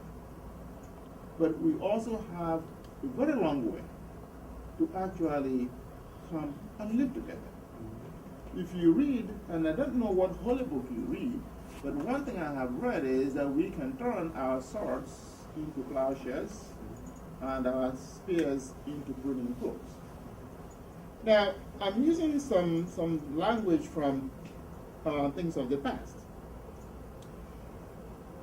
because I read one of the things that, one of the outcomes of us not living together is war. War that in wartime we all participate in. In peacetime we have the military branch. And as an economist, I can put it this way. We can do away with war. We can do away with the military personnel. And those same military personnel will be very productive. There's no gainsaying that they will have nothing to do. So in fact, conflict is wasteful. And I am an avid student of military history. I have a library that taught on military confrontations from time. And I see that some of the things that we do, we spend our resources on, we could also spend the same resources in production. The first time... Moving this chair so that we can... Oh, stay with you? Yeah, this one I don't have to bend my neck to see it. Great. I see a lot of the things that we have developed over time that enable us to be productive, we also immediately turn into instruments of destruction. My first reading of, say, dynamite comes from gunpowder, a variation of it, was that Europeans visited China and they saw gunpowder for the first time. And then they brought it back to Europe. And I said to myself, they brought it back to Europe and turned the same gunpowder into instruments of war. The same gunpowder they turned into instruments of construction. So why can't we focus on construction? Because when we build things and blow them up, they don't serve any purpose. They do not serve any purpose. Because in 2016, I had the opportunity to drive through the Alps. And it reminded me of everybody that went through the Alps over the centuries. Hannibal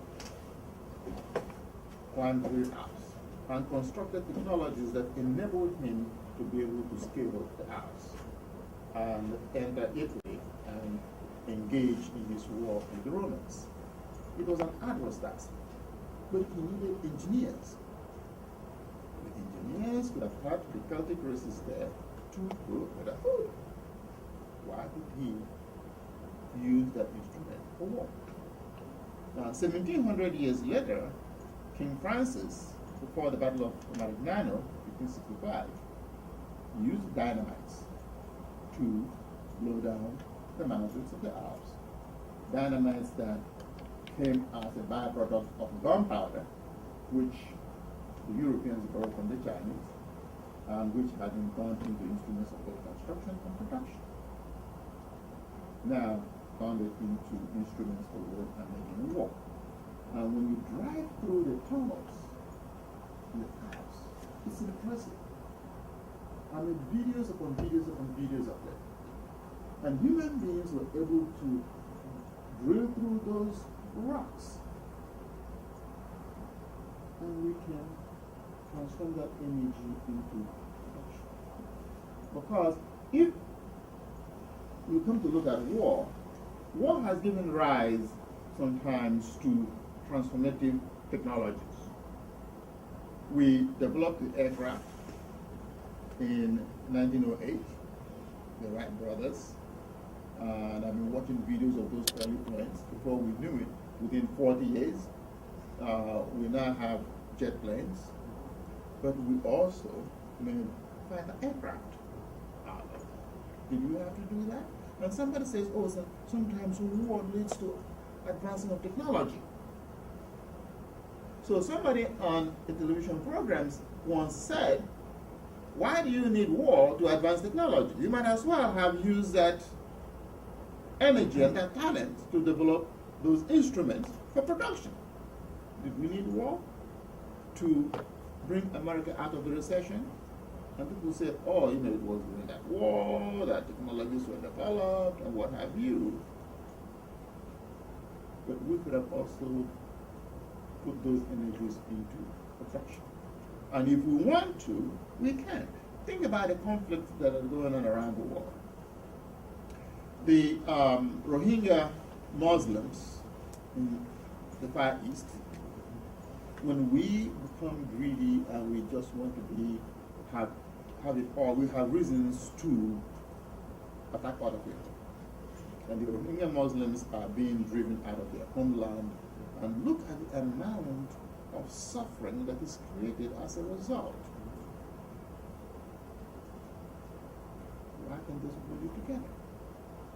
Because we have discovered that when we divert our energies, when we put our energies into production, we can produce enough for everybody. We can produce enough for everybody. What is the big issue? Why the Rohingya Muslims cannot live with their neighbors? And I am saying this because I want them now to come to America. America is a nation, America is not a nation of angels. Human beings inhabit the United States. But do you realize that if you set up the instruments, the structures of getting along, you will get along? Because here in the United States, we human beings have a tendency to find those fissures that justify why we have to attack other people. But in America, US of A, you have all the languages of the human race that are here. You have all the hues and colors of the human race, black, green, blue, yellow, red, you name it. They are here. You have all the kinds of shapes of the human hair, turf, flooring, curl, they are here. But what do you have here that we should envy? We have a functioning democracy. We have a system where we all can continue to participate and argue and debate and quarrel and disagree. And at the end of the day, we come up with a proposition and we say, this proposition is not perfect. We carry on with it until we find out where we can improve it. Am I correct? At the end of every election, I've never heard of any election in America in the last 200 and so many years where at the end of the election there's gunfire. There have been allegations of foul play here or there. Nevertheless, in this country, with all the languages, with all the races, with all the everything, all the religions also are here. What do we have? We have a functioning democracy. Now, think about conflict in a place like Ireland. The Irish people are all European, am I correct? They're all white. They are Celtic, all Anglo-Saxon. They speak the same language. They are not going to have tribes. And yet, they found a reason to slaughter each other for years. So it is not about black and white.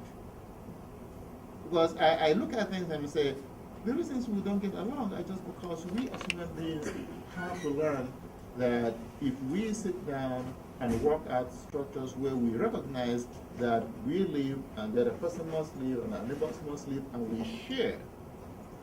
Sharing is the key thing. If we share, then we can get along. Because we have discovered over the years that why we don't get along sometimes is that we agree, but sometimes also productivity enables us to see that we all can have something. So being a good Nigerian and being born there, we have had our problems, but I also think that if we have structures and processes where we can improve productivity, we will get along. I once presented a paper on Nigeria, and I said, I learned something coming to this country.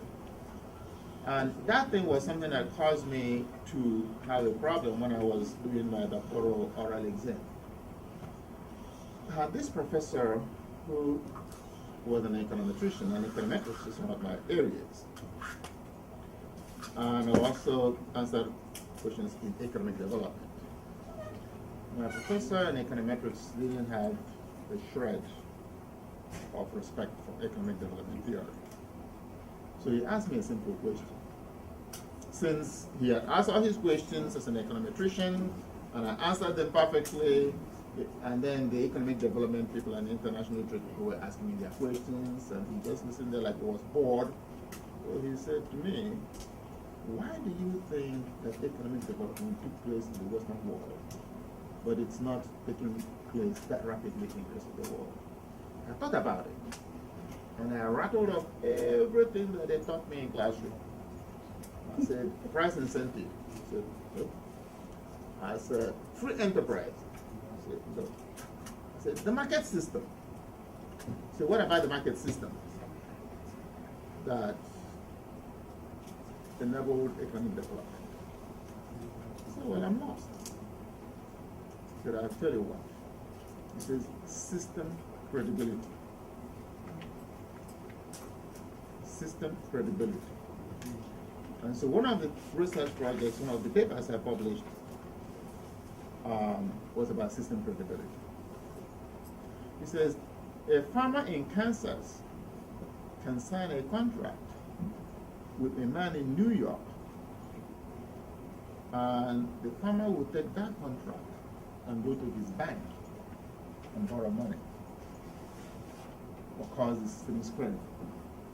This is why I can pick up my phone here and give my credit card number to a merchant that I don't know, I've never seen,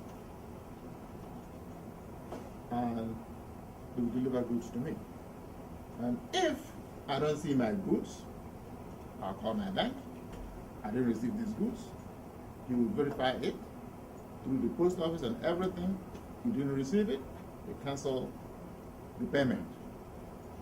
Easy. And for that reason, the merchant will have no incentive to defraud me, because you're not going to get that money. Because that merchant has an escrow somewhere, like a buffer. If you cheat somebody and you have taken the money, we will take money from your buffer. So it's a zero-sum game for you. Don't play games. System credibility. And if we could do that in most of the world, now remember, it's not worldwide. Okay? Nigeria, like any other country out there in the developing world, has that problem. System credibility. The system is credible. I have a mathematical model of how system credibility enhances consumption. I have a mathematical model of me. And I wrote some paper on it that I presented to not only Nigerian groups but also elsewhere. So, I mean, at the end of the day, I'm glad you're all here. Maybe you can take back some of my ideas. I look forward to taking back ideas, learning from you. But we should try to learn from what other people are doing. And the one thing that you can learn or you can take away from your visit here is that one of the things about American system is that you have system credibility, not only in commerce, but also mentioned, say, in election. It's credibility of the system. Okay? The reason I go and cast my vote, and I know that at the end of the day, Trump won. I don't like Trump, but he is the president of America. And he is going to be everybody's president. And if he fails in any way, in 4 years, we will go and do what? Yeah.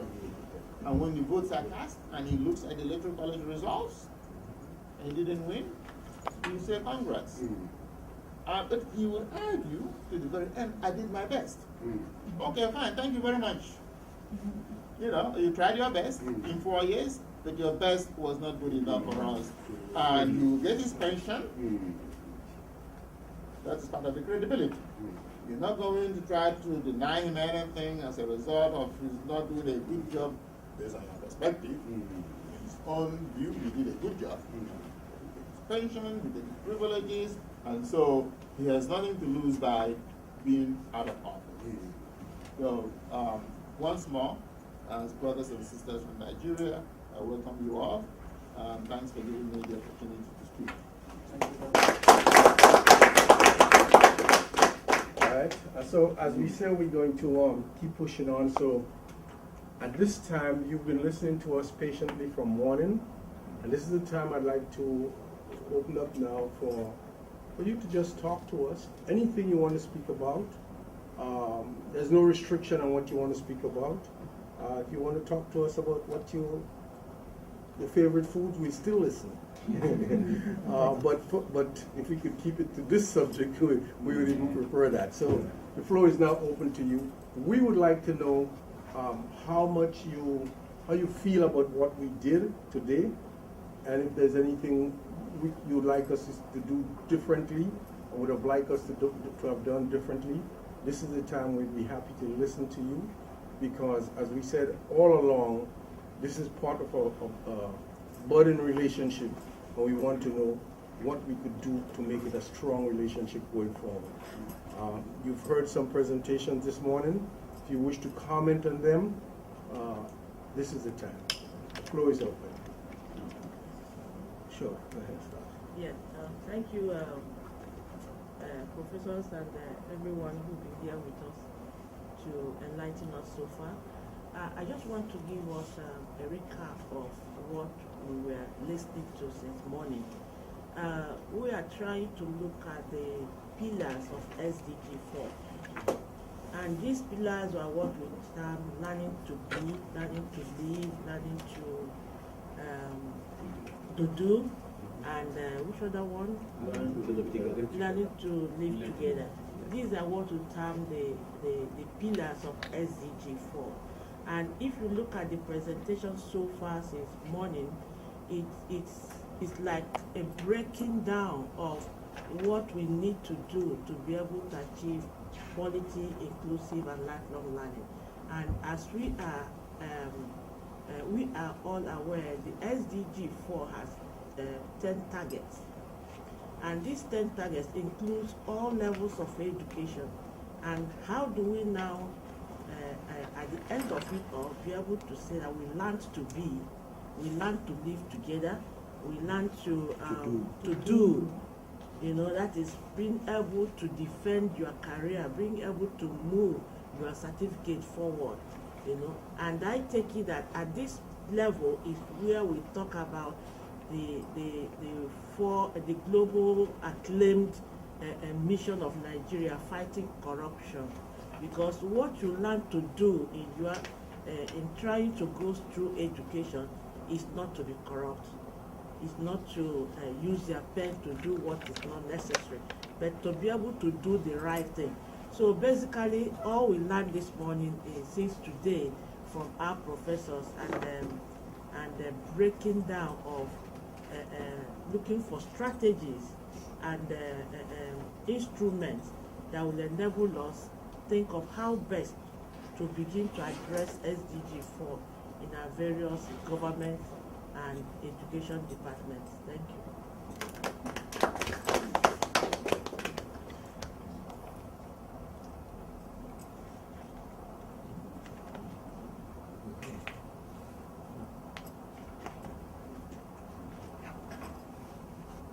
Sure, go ahead.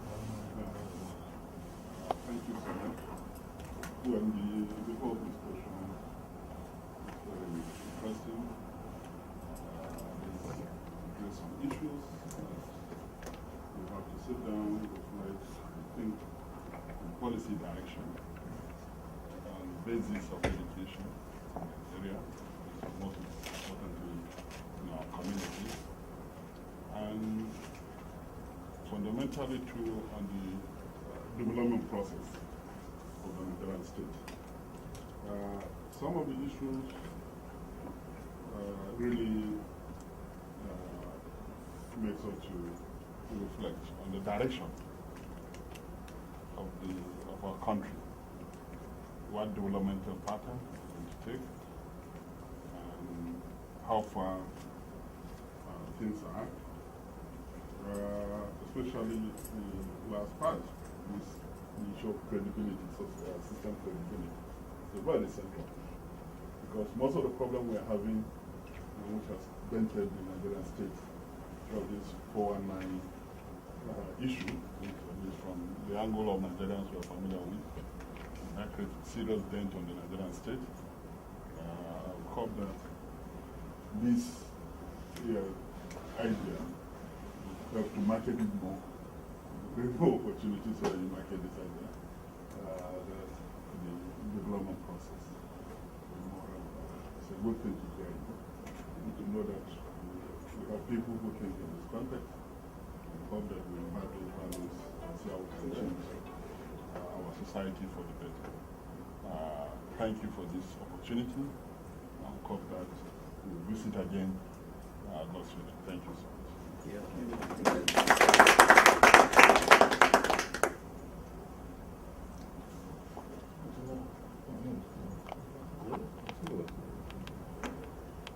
Okay.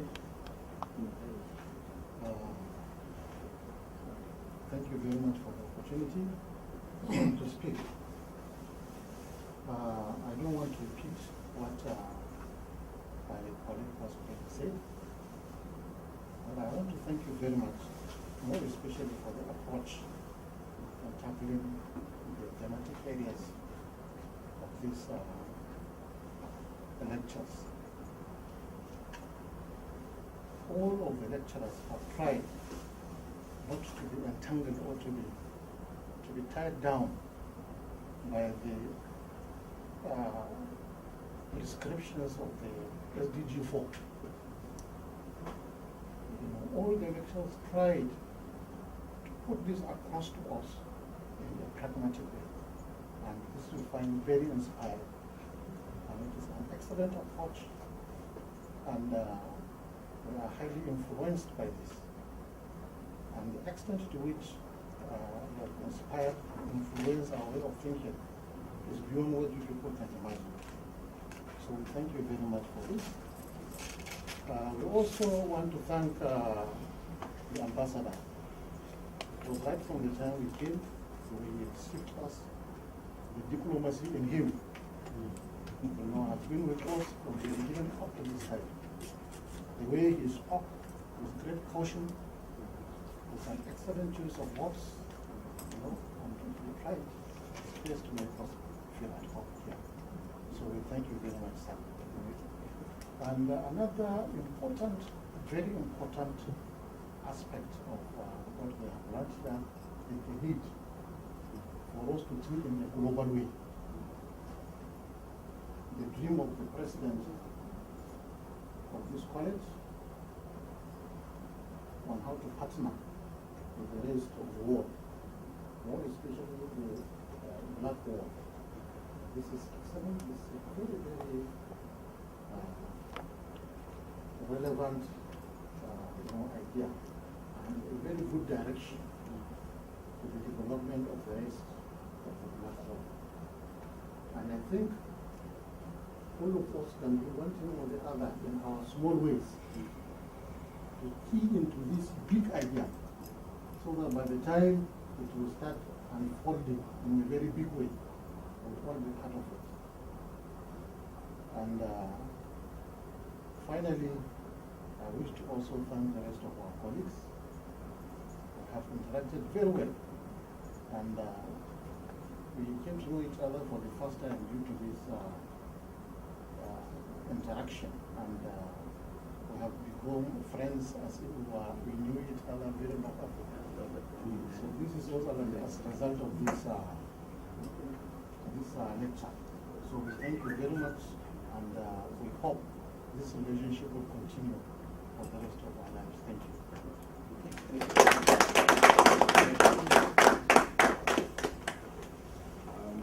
Before the next speaker, I just wanted to announce that we are thinking the UNESCO Center for Global Education and McGillis College Office of International Education. We're thinking of reproducing this training session in August of this year. So you'll hear from us again. And one of my passions is looking forward to us coming to you in Nigeria too. Because while we want you to come here, we want your trainers to come here to experience a different lifestyle and so forth and get that exposure. We also want to come to you to familiarize ourselves with our friends and their particular educational cultural environment. So it's going to be, I'm looking forward to trafficking from Nigeria to New York. And then, as I told you guys, I'm not going to allow you to come to New York anymore and not take a trip to the Caribbean. Right? It won't happen anymore. You got to put aside a weekend. We're going to hang out on a beach. We're going to do all the hard work here. Then we go on a beach in the Caribbean. We hang out and eat some good seafood. And you know what we do? Drink some Caribbean rum before you go back to Nigeria. So thanks again. But to the rest of you, please, let's hear from the rest of you how you feel about things. I think mine is just an appeal to the organizers to make the program better. I think if the one in August, if you can send out the invitation early, then the invitees can now send in their names to you, and possibly you should be able to also assist them by sending out the names to the embassy, so that they don't have challenges with visa. To the embassies? To your embassy.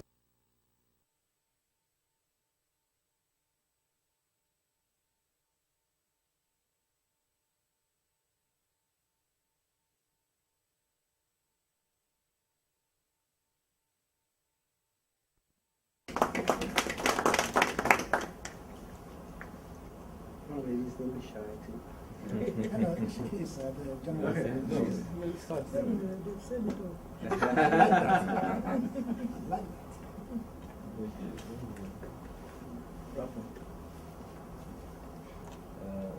Your Excellency, sir, the former ambassador, I think that is a title for life. We have not been we feel so highly delighted that this program was eventually organized. We know how the TADA has struggled to gather it together, put it together, and today we are coming to virtually an end of it. We sincerely appreciate her and appreciate you, Your Excellency, and the facilitators, our professors who presented so many papers this morning. And we are equally delighted again for having our colleagues, especially we feel at home being here. Most of us are Africans, Caribbeans, and so we feel we are at home coming to this place. We appreciate. That is the highest compliment. We sincerely appreciate all that was done. I must say that the issues of collaborative agreements are other areas that we may not play with. We are here, we have discovered so much, and we feel this knowledge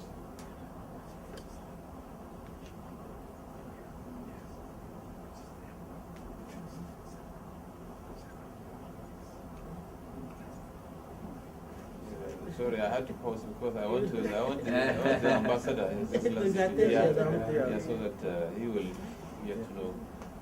We feel that the depth of knowledge that we are seeing here, part of which we have received, should not just be concentrated within this cycle. The efforts at having the distance learning or e-learning program, and the efforts you are making to also visit Nigeria, organize similar things in our schools for our teachers, are very good efforts towards the right direction. We can go back, organize the teachers, very few of them under our care, but we have a very large number of teachers. I believe the larger workforce in Nigeria are teachers. We have so many of them that lack the training that some of us are privileged to be receiving almost every now and then. But due to one reason or the other, we cannot disseminate all of that information or that knowledge we gather to all of them, because there are many, because of the population, even the locations and the rest. Even bringing them together collectively, it's not an easy thing. But with this type of collaborative efforts, we are sure we're going to achieve much. If, for instance, it's organized even at the initial stages, if the training will be organized at state levels, we have 36 states and the federal capital, that will go a long way. Then subsequently, each state will be broken down into zones. Then probably we go into local governments. So that will go a long way in capturing majority of the teachers. I know it will take a very long time before we cover everybody, but with that type of cluster training, we'll be able to achieve much in that regard. From our own angle, from the Army point of view, we will do our best to see how we can, for us, we can bring the teachers together within a very short time to be trained. We can do that in maybe 7 or 8 places, each taking the lectures simultaneously. We will use teleconferencing, which I'm happy that one of our facilitators here mentioned in the morning. whereby we have the facilitator, and each of the centers will be listening to him, even posing to ask questions and the rest. We will do that. So, but that type of thing, as it affects the entire country, has to be organized step by step basis or something. But we'll be happy if we start. The first step is to start. The journey of 1,000 miles starts with one. So we will achieve much by the grace of God. And we must appreciate the college once again for hosting us, for all the troubles that we're giving you, Your Excellency, and also. But I must say that it's a worthwhile experience and a worthwhile venture. We hope we'll see much more of that in the US and in Nigeria in time to come. We must sincerely appreciate some particular officials. The college, we have to sincerely appreciate as a corporate entity, and we must appreciate Dr. Adam, Your Excellency, and the professors who facilitated this morning's sessions for all the wonderful things they've done. That we must say.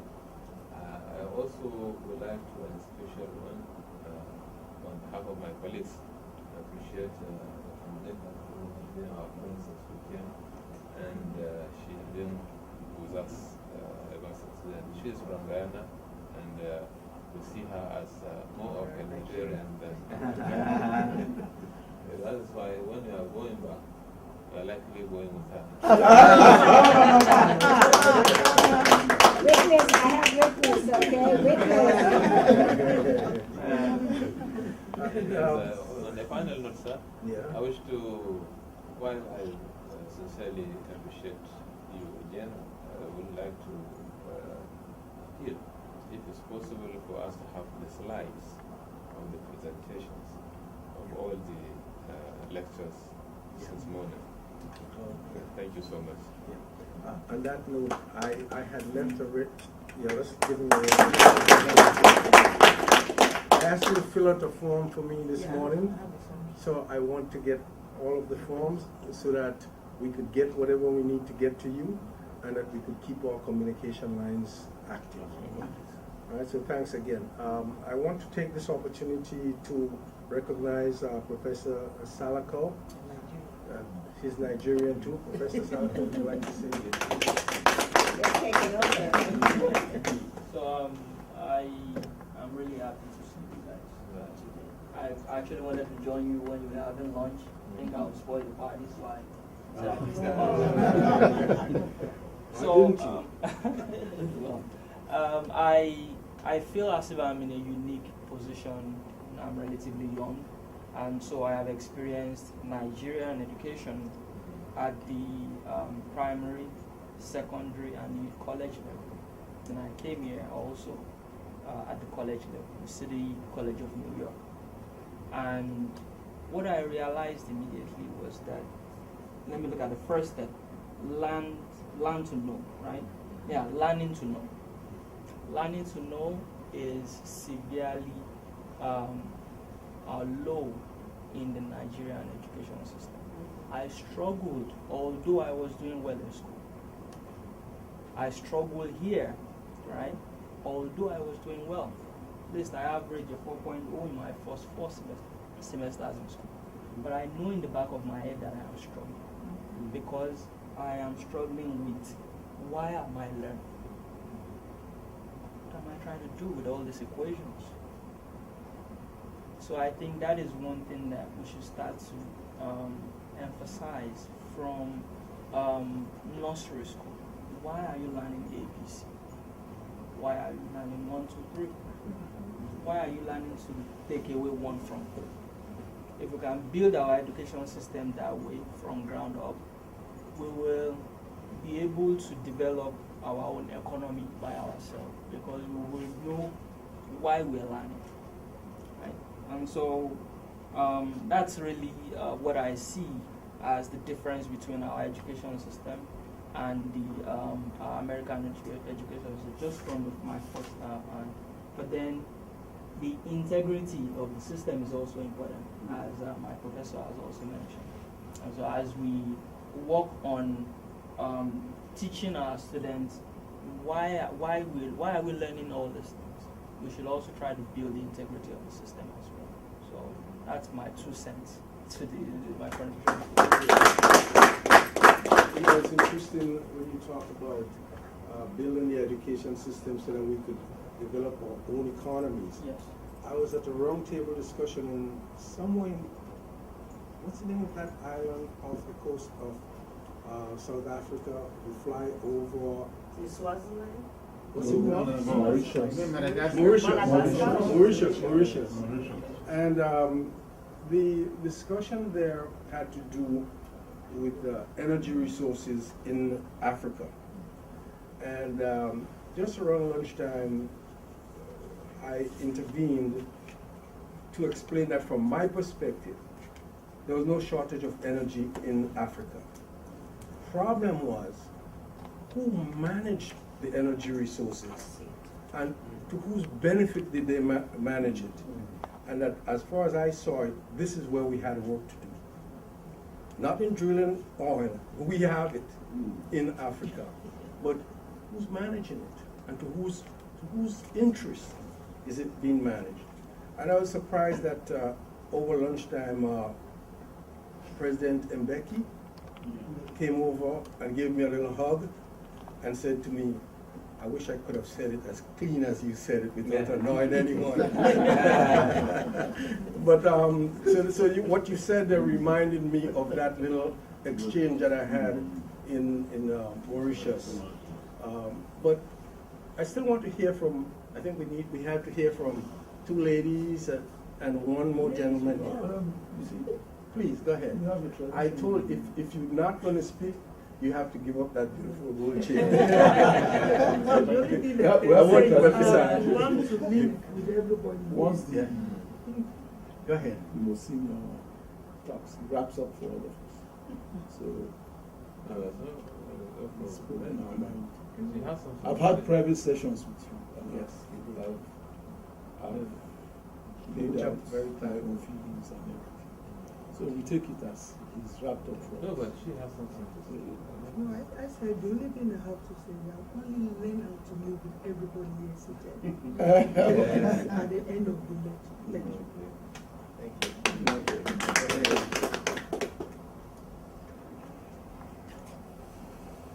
Thank you very much, the ambassador, professors, lecturers. In a nutshell, the organizers. Actually, I really enjoyed this wonderful package. It's sincerely, for some time now, there's something that I've always bothered with. But going through these 7 outcome targets of SDG4, that reminds me that something I've thought about some years ago. Now, we're talking about solutions to educational problems. When I go through this outcome target, in my own perspective, I want to humbly suggest that the UNESCO, in conjunction with the United Nations, should tie up and see how globally there could be free education for both pre-primary and primary schools. But if this is not possible, it could be that let it be for only the developing nations. It will go a long way in tackling the educational problems in the developing nations. Through my local researches, I discovered that some of the children that are illiterate today is not that they don't want to be educated, but it happened that way because they came from a home that their parents cannot actually cater for their educational needs. And such children that have good visions and they are innovative and they want to actually improve in their educational qualifications, if they have this opportunity of this free education, I believe they will do better and go a long way in becoming ambassadors and good leaders of their country. Thank you very much, sir.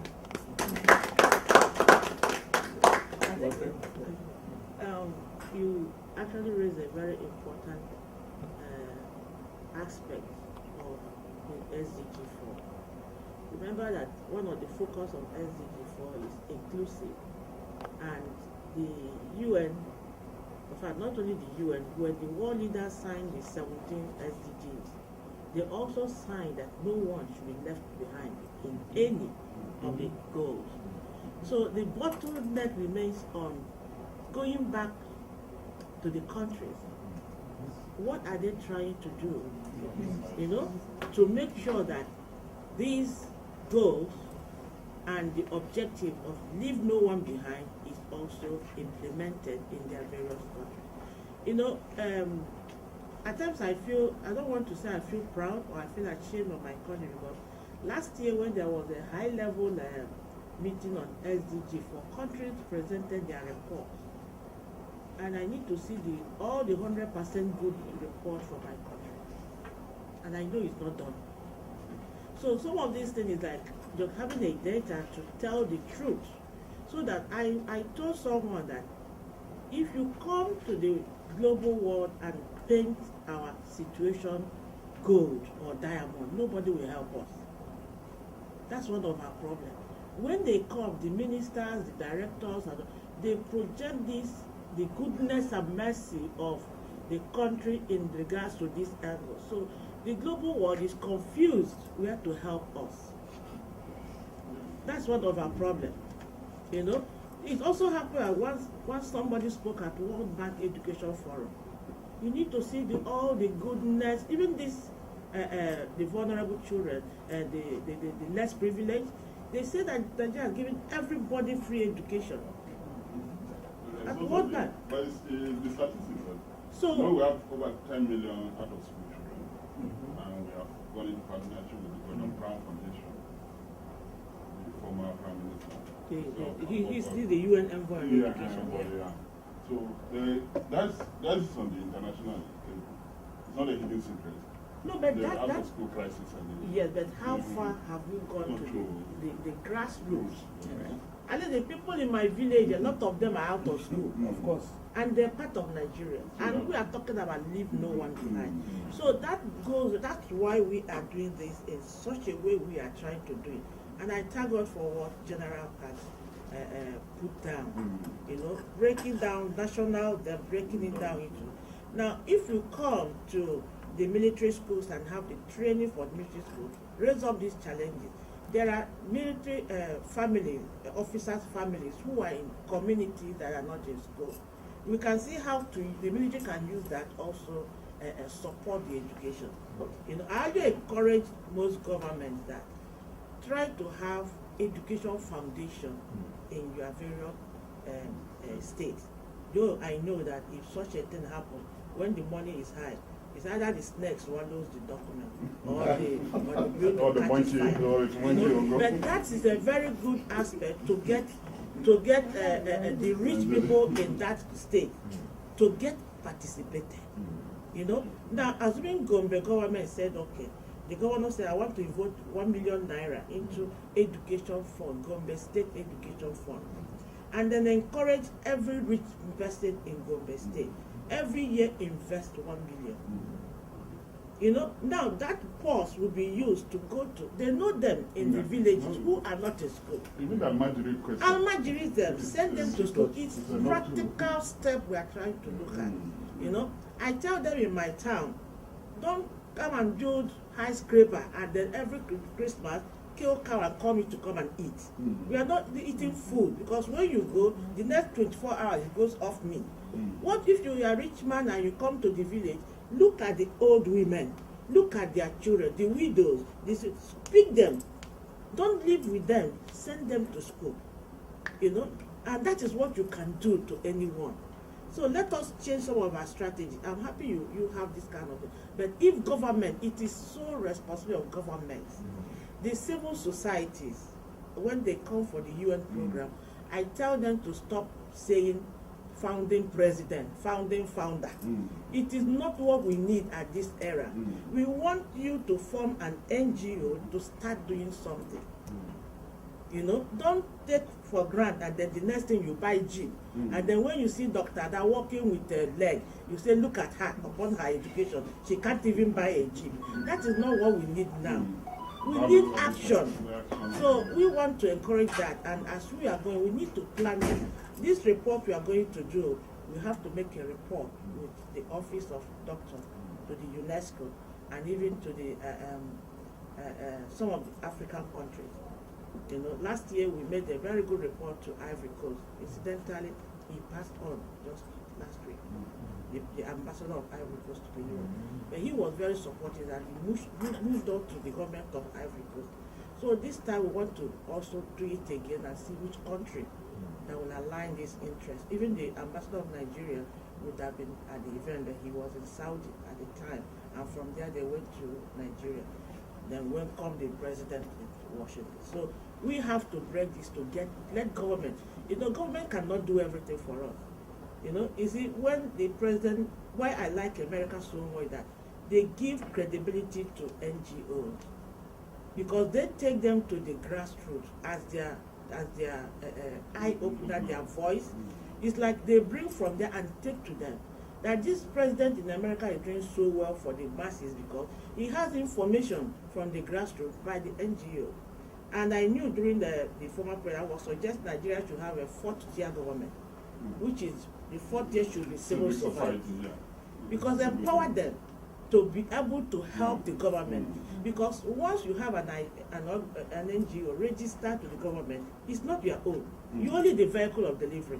The property belongs to government, and you should be able to serve the government. That's what I know about organization. So we are trying to address some of these things and see how we can bring it to their knowledge. Okay, suggest to governments that they can have an initiative to have funding to help these vulnerable children. And remember that when we say leave no one behind, the poor, the disabled, the vulnerable, the sick, everybody is, even the aged people. You know, there was a lady in Connecticut. She has retired from government service as a nurse. She's doing law, and she's 78 years old. She's a member of our committee at the end. She's going to school reading law. So she was asking to even come to Nigeria Law School to make some research. 78, in fact, I said 2 years ago, she should be 80 years now. And you see how very, so education is endless, but it's knowledge. And as Professor said, what he said about learning in our country is 100% true. And I said it before, because we start our education on cramming, we should address that, so that what we learn will be permanent. At any level in life, you wake up, you release it. You know, most of the mistakes we make in government today, because some of the things that made us pass exam was crammed. And then you can only do what you remember while in office. That is our problem. So thank you. No. There's no limitation here. I want to say that I want to advise the organizers of this conference to target our policymakers at the national level. Come up with a program, you know, that can make our policy makers think of how to solve our own problems. Because this our educational problem is just a manifestation of a bigger problem. So that our policymakers can be able to get to the roots of our problems and find our own solutions to our own problems. Try to build credible systems. Try to solve our poverty problem. Try to solve the problem of transnational exploitation of our resources. So that we can now try to see how we can look inward and develop ourselves.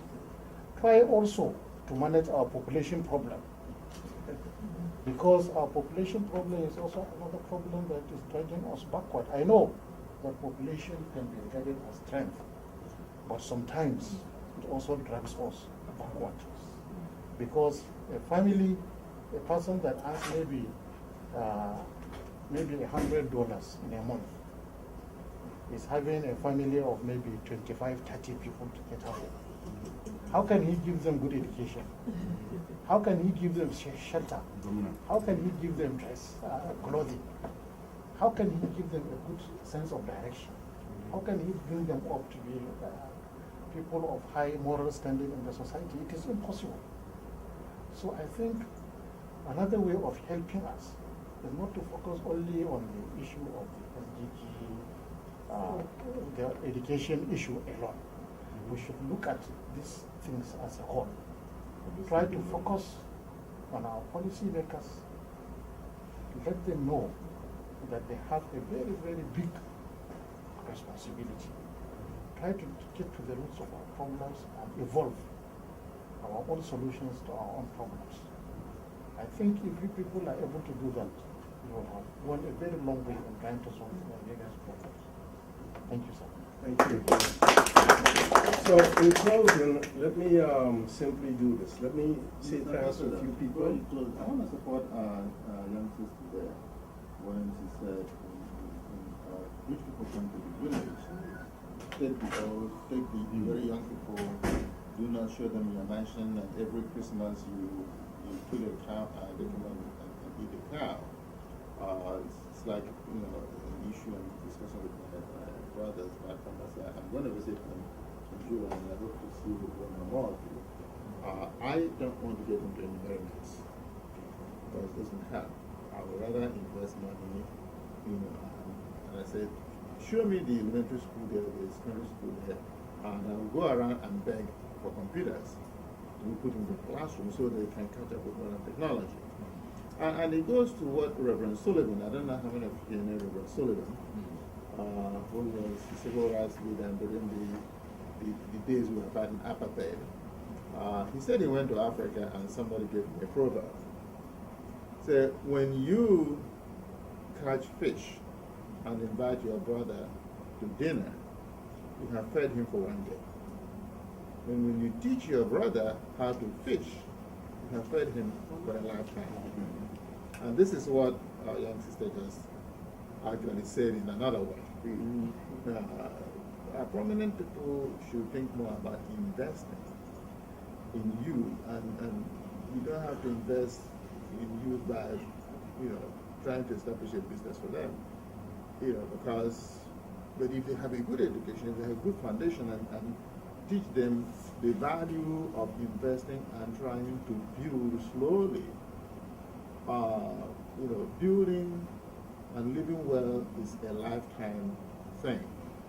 And people should not think about what I'm going to eat today or in my life. I have a perspective that I'm going, at my age today, or even 20 years ago, I said to myself, if there's anything that I've not enjoyed yet, well, so be it. The day I die, they can say, this man never rode a Mercedes in his life. Let them say it, but I'll be hearing it. I would rather the money I'll spend buying a Mercedes, or the second Mercedes, or my Rolls Royce, which is my dream car, well, I didn't have it yet. Okay, so be it. You can put it down so that future generations will have a foundation. You don't want to leave a legacy that the day you depart, everything falls apart. That's one thing that our leaders today should think about. So if you go home, say you met this man at Moyevas College who said think about tomorrow, not what you're going to eat today. You've already had enough. There's nothing else. Whatever you don't eat now, okay, forget about it. So I'm sorry, Mr. Ambassador. I just this is what this is all about. Yeah. So let me just wrap things up. We have a little household chores to do still, but let me wrap it up by saying thank you to all of us involved here.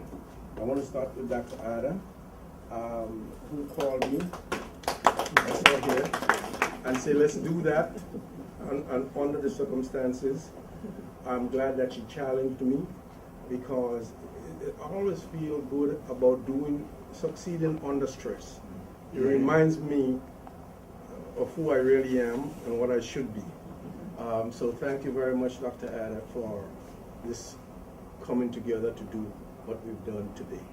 Thank you very much. I also want to thank all of our presenters, starting with the president, even though he did not have the time to come in and see us. But last night, when we stood outside of the provost's office waiting to pay a courtesy call on the provost, he was on the phone with the president. When he told the president, he said, Pursue is out there with a delegation from Nigeria. He said, well, end the call right now and let them come in. That's the kind of respect he had for the delegation that was visiting. So I want to thank him in his absence. I want to thank the provost too, not only for greeting us last night, but again repeating the greetings this morning, and being of same accord with us here at this institution. I want to thank the presenters, starting with Dr. Sheila Paul, who spoke this morning very eloquently on special education needs. Then we had Mr. Ian Joseph, who spoke on the technology needs of today and how technology could bring us together closer and give us greater access. Then we had this very illuminating presentation by Dr. Blackman, the Dean of the School of Health Science and Technology. And then we brought it to a close with two brilliant presentations, one from Dr. David Einstein and one from Dr. Egby. They told me not to call you Dr. Egby, but hey, you grant me permission. So let me say this to you all, and I also want to say thanks to my dear friend, Dr. Orji, Emmanuel Orji. Dr. Orji has a chair in my office. I tell people, don't sit there, that's Dr. Orji's chair. He doesn't need an invitation to come into my office. He doesn't need an appointment. Even if I'm not there, he could just show up and take his seat. If you have any little thing to do, he knows that. Dr. Orji, you want to say a few words before I just come back and wrap things up? Yeah, thank you so much. Our delegates from Nigeria, well, so highly appreciated. And maybe I wouldn't have known any of you, but I want to say that Dr. Ada has been a bulldozer. She has done so many things since the time I met her. And she continues to surprise me with the kind of crowd she pulls. So I'm so happy that through her, we've come to meet.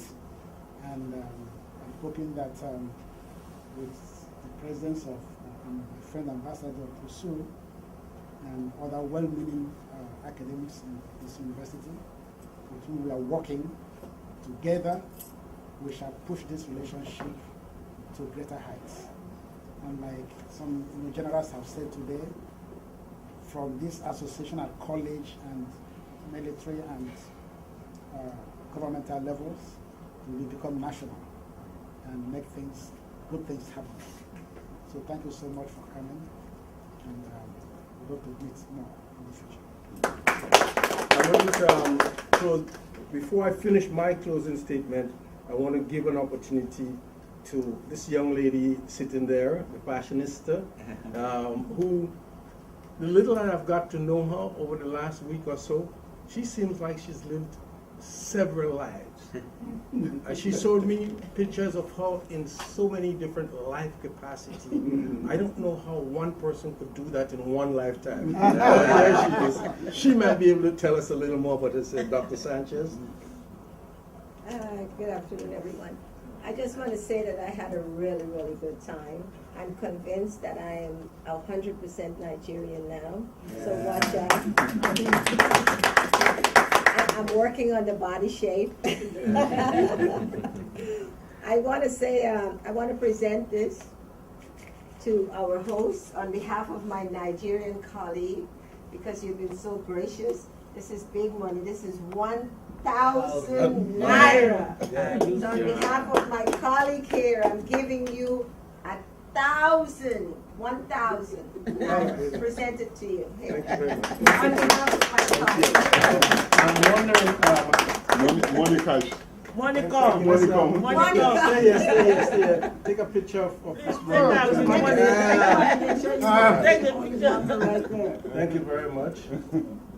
Thank you. On behalf of my colleagues, because I'm now Nigerian. I'm now wondering if I think I may have to frame this. Yeah. Oh, that's not a dowry, right? Huh? I have one daughter, she's already married. But so let me go back to addressing you now, my brothers and sisters from Nigeria. Let me say this to you. You know, this is a very... Oh. You want to say something? Yeah, I just want to thank everybody that will be leaving. I'd like to thank the delegation from Nigeria and the ambassador and Professor Doreen. I'm in this room, but it's a lot of things we take care of. And I listened to one of the delegates about the policy changes in Africa, and with a young lady talking about education reform. And I think Africa in general, we need to have free education from primary school and look at what policy that we already have to strengthen it. And I will give thanks to Dr. Anna and Dr. Monica Sancho. And when the ambassador said we need to go to the Caribbean, because I've been to the Caribbean a lot, and I think we need to take a trip there and then take the conference back to Nigeria. Thank you. And Ghana. So, as I was saying, you would not understand, I don't think. I would not sleep much tonight because of the excitement of having met you. You know, I know my roots because my first hero or shiro was my grandmother. And I know she came to this part of the world with the qualities that made her my hero. She's never told me where she's from, but I know she came from the continent of Africa. The stories that she told me was not based in the Western world here. The story was from Africa, the stories.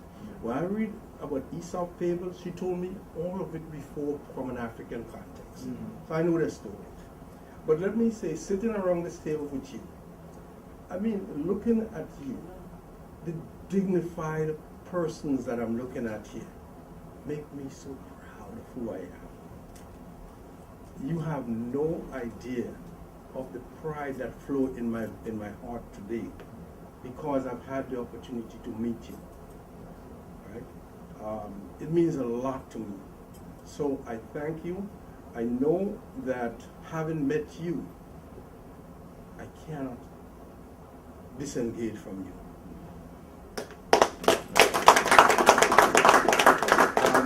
Our last speaker among you talked about the need for free education. Let me say, I was teaching a course on the United Nations in this college here, and a student of mine asked me, she said to me, Professor, we have UNESCO in the UN that addresses social and economic issues. We had the social, we had, no, not ECOSOC, we had the Trusteeship Council that addressed the remnants of decolonization. And in fact, I think they've disbanded it now. why haven't we ever had a UN organ to deal with the family? Yeah, so, and this is important, that was an important question, because if you look at modern society, the breakdown in modern society starts with the family. I told you I just got back from a South American country where the First Lady told me about some sad incidents, I told you about that, in which poverty was driving the issue of sex trafficking of children as young as 13 years old. And the families were playing a role in it. So we need to address this issue. And the student who asked me, why don't we have an organ to address the question of family, I think she was on point. I think we need to, and I believe that in life, if no one is prepared to give us what we want, we have to create and take and get what we want. And it might seem simple, it might seem far-fetched, but we can't wait on people to give us what we know is necessary for us to take the next step and for us to make ourselves better in life. So I stand ready with every institution I'm involved in to explore. I'm not afraid to explore new things, because I think that the day that I feel contented with the way things are, I don't need to live anymore. As long as I'm alive, I think there's another step to be made. And if I'm not going to wait on someone to put me on their vehicle to take me to point B. If the vehicle is going there and I could get on it, fine. If the vehicle is not going there, I have to find another way to get to point B. And so we might be challenged to see what we could do about the family as the basic structure of society. That's where it all begins. Every child, whether you're in school or out of school, you started with a family. A woman gave birth to you. A man impregnated her. What happened afterwards? Where are they? How is it that society have this basic structure has broken down to the point now where we have 10 million people out of school? This is madness. We cannot afford to allow that to continue. We have to address those kind of issues, and we are not too small. We're not too poor. Because a lot of those issues, it's not about money, it's about the willpower to do something about it, as modest as that action might be. So I think I stand prepared, my office stands prepared. I will urge this college to get behind those kinds of efforts to address real societal problems. And because it is from there, with such a force, that we could say that if cost is what keeping kids away from school, then we have to address that. Because free education, it is troubling that a person's real humanity would be stifled because they don't have a few dollars. How could we make things such that those who have a few dollars could get, and those without a few dollars must perish?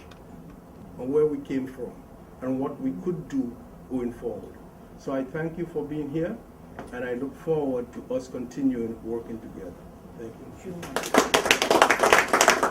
And at this point, we're going to present some certificate of participation. I'm going to ask Dr. Ada to join me.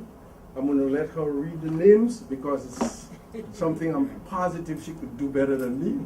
So we're going to try to stand in front of this map there. Okay. Yeah. So if you could come on this side. Right here. This is the camera. Put on the dress.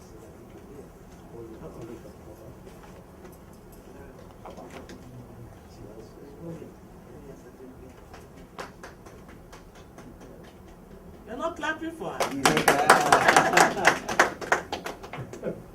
Congratulations. Thank you. Thank you.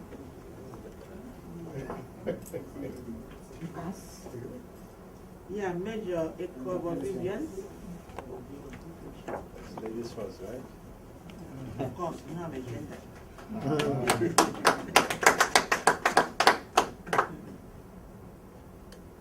Thank you. Okay, back to men. Major Bello, Yusuf.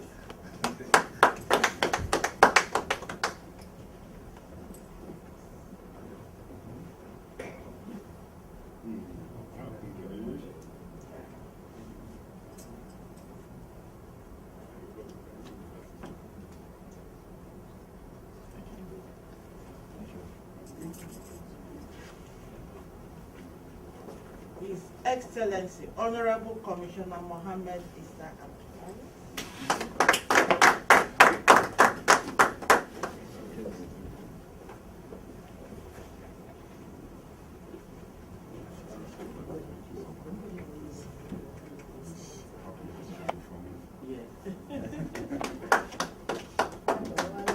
If you don't clap, I won't give you your own.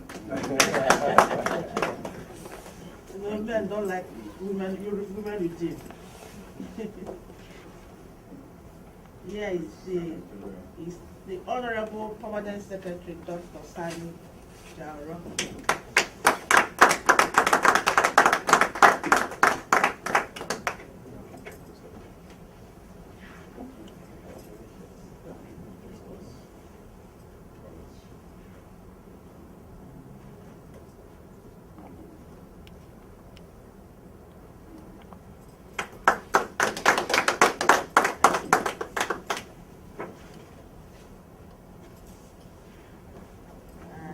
Brigade General Obasanjo.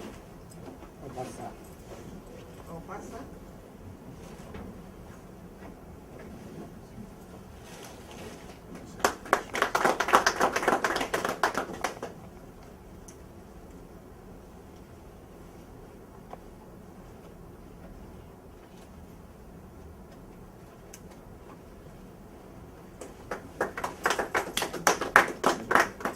And the last but not the least is Major General of the Nigeria.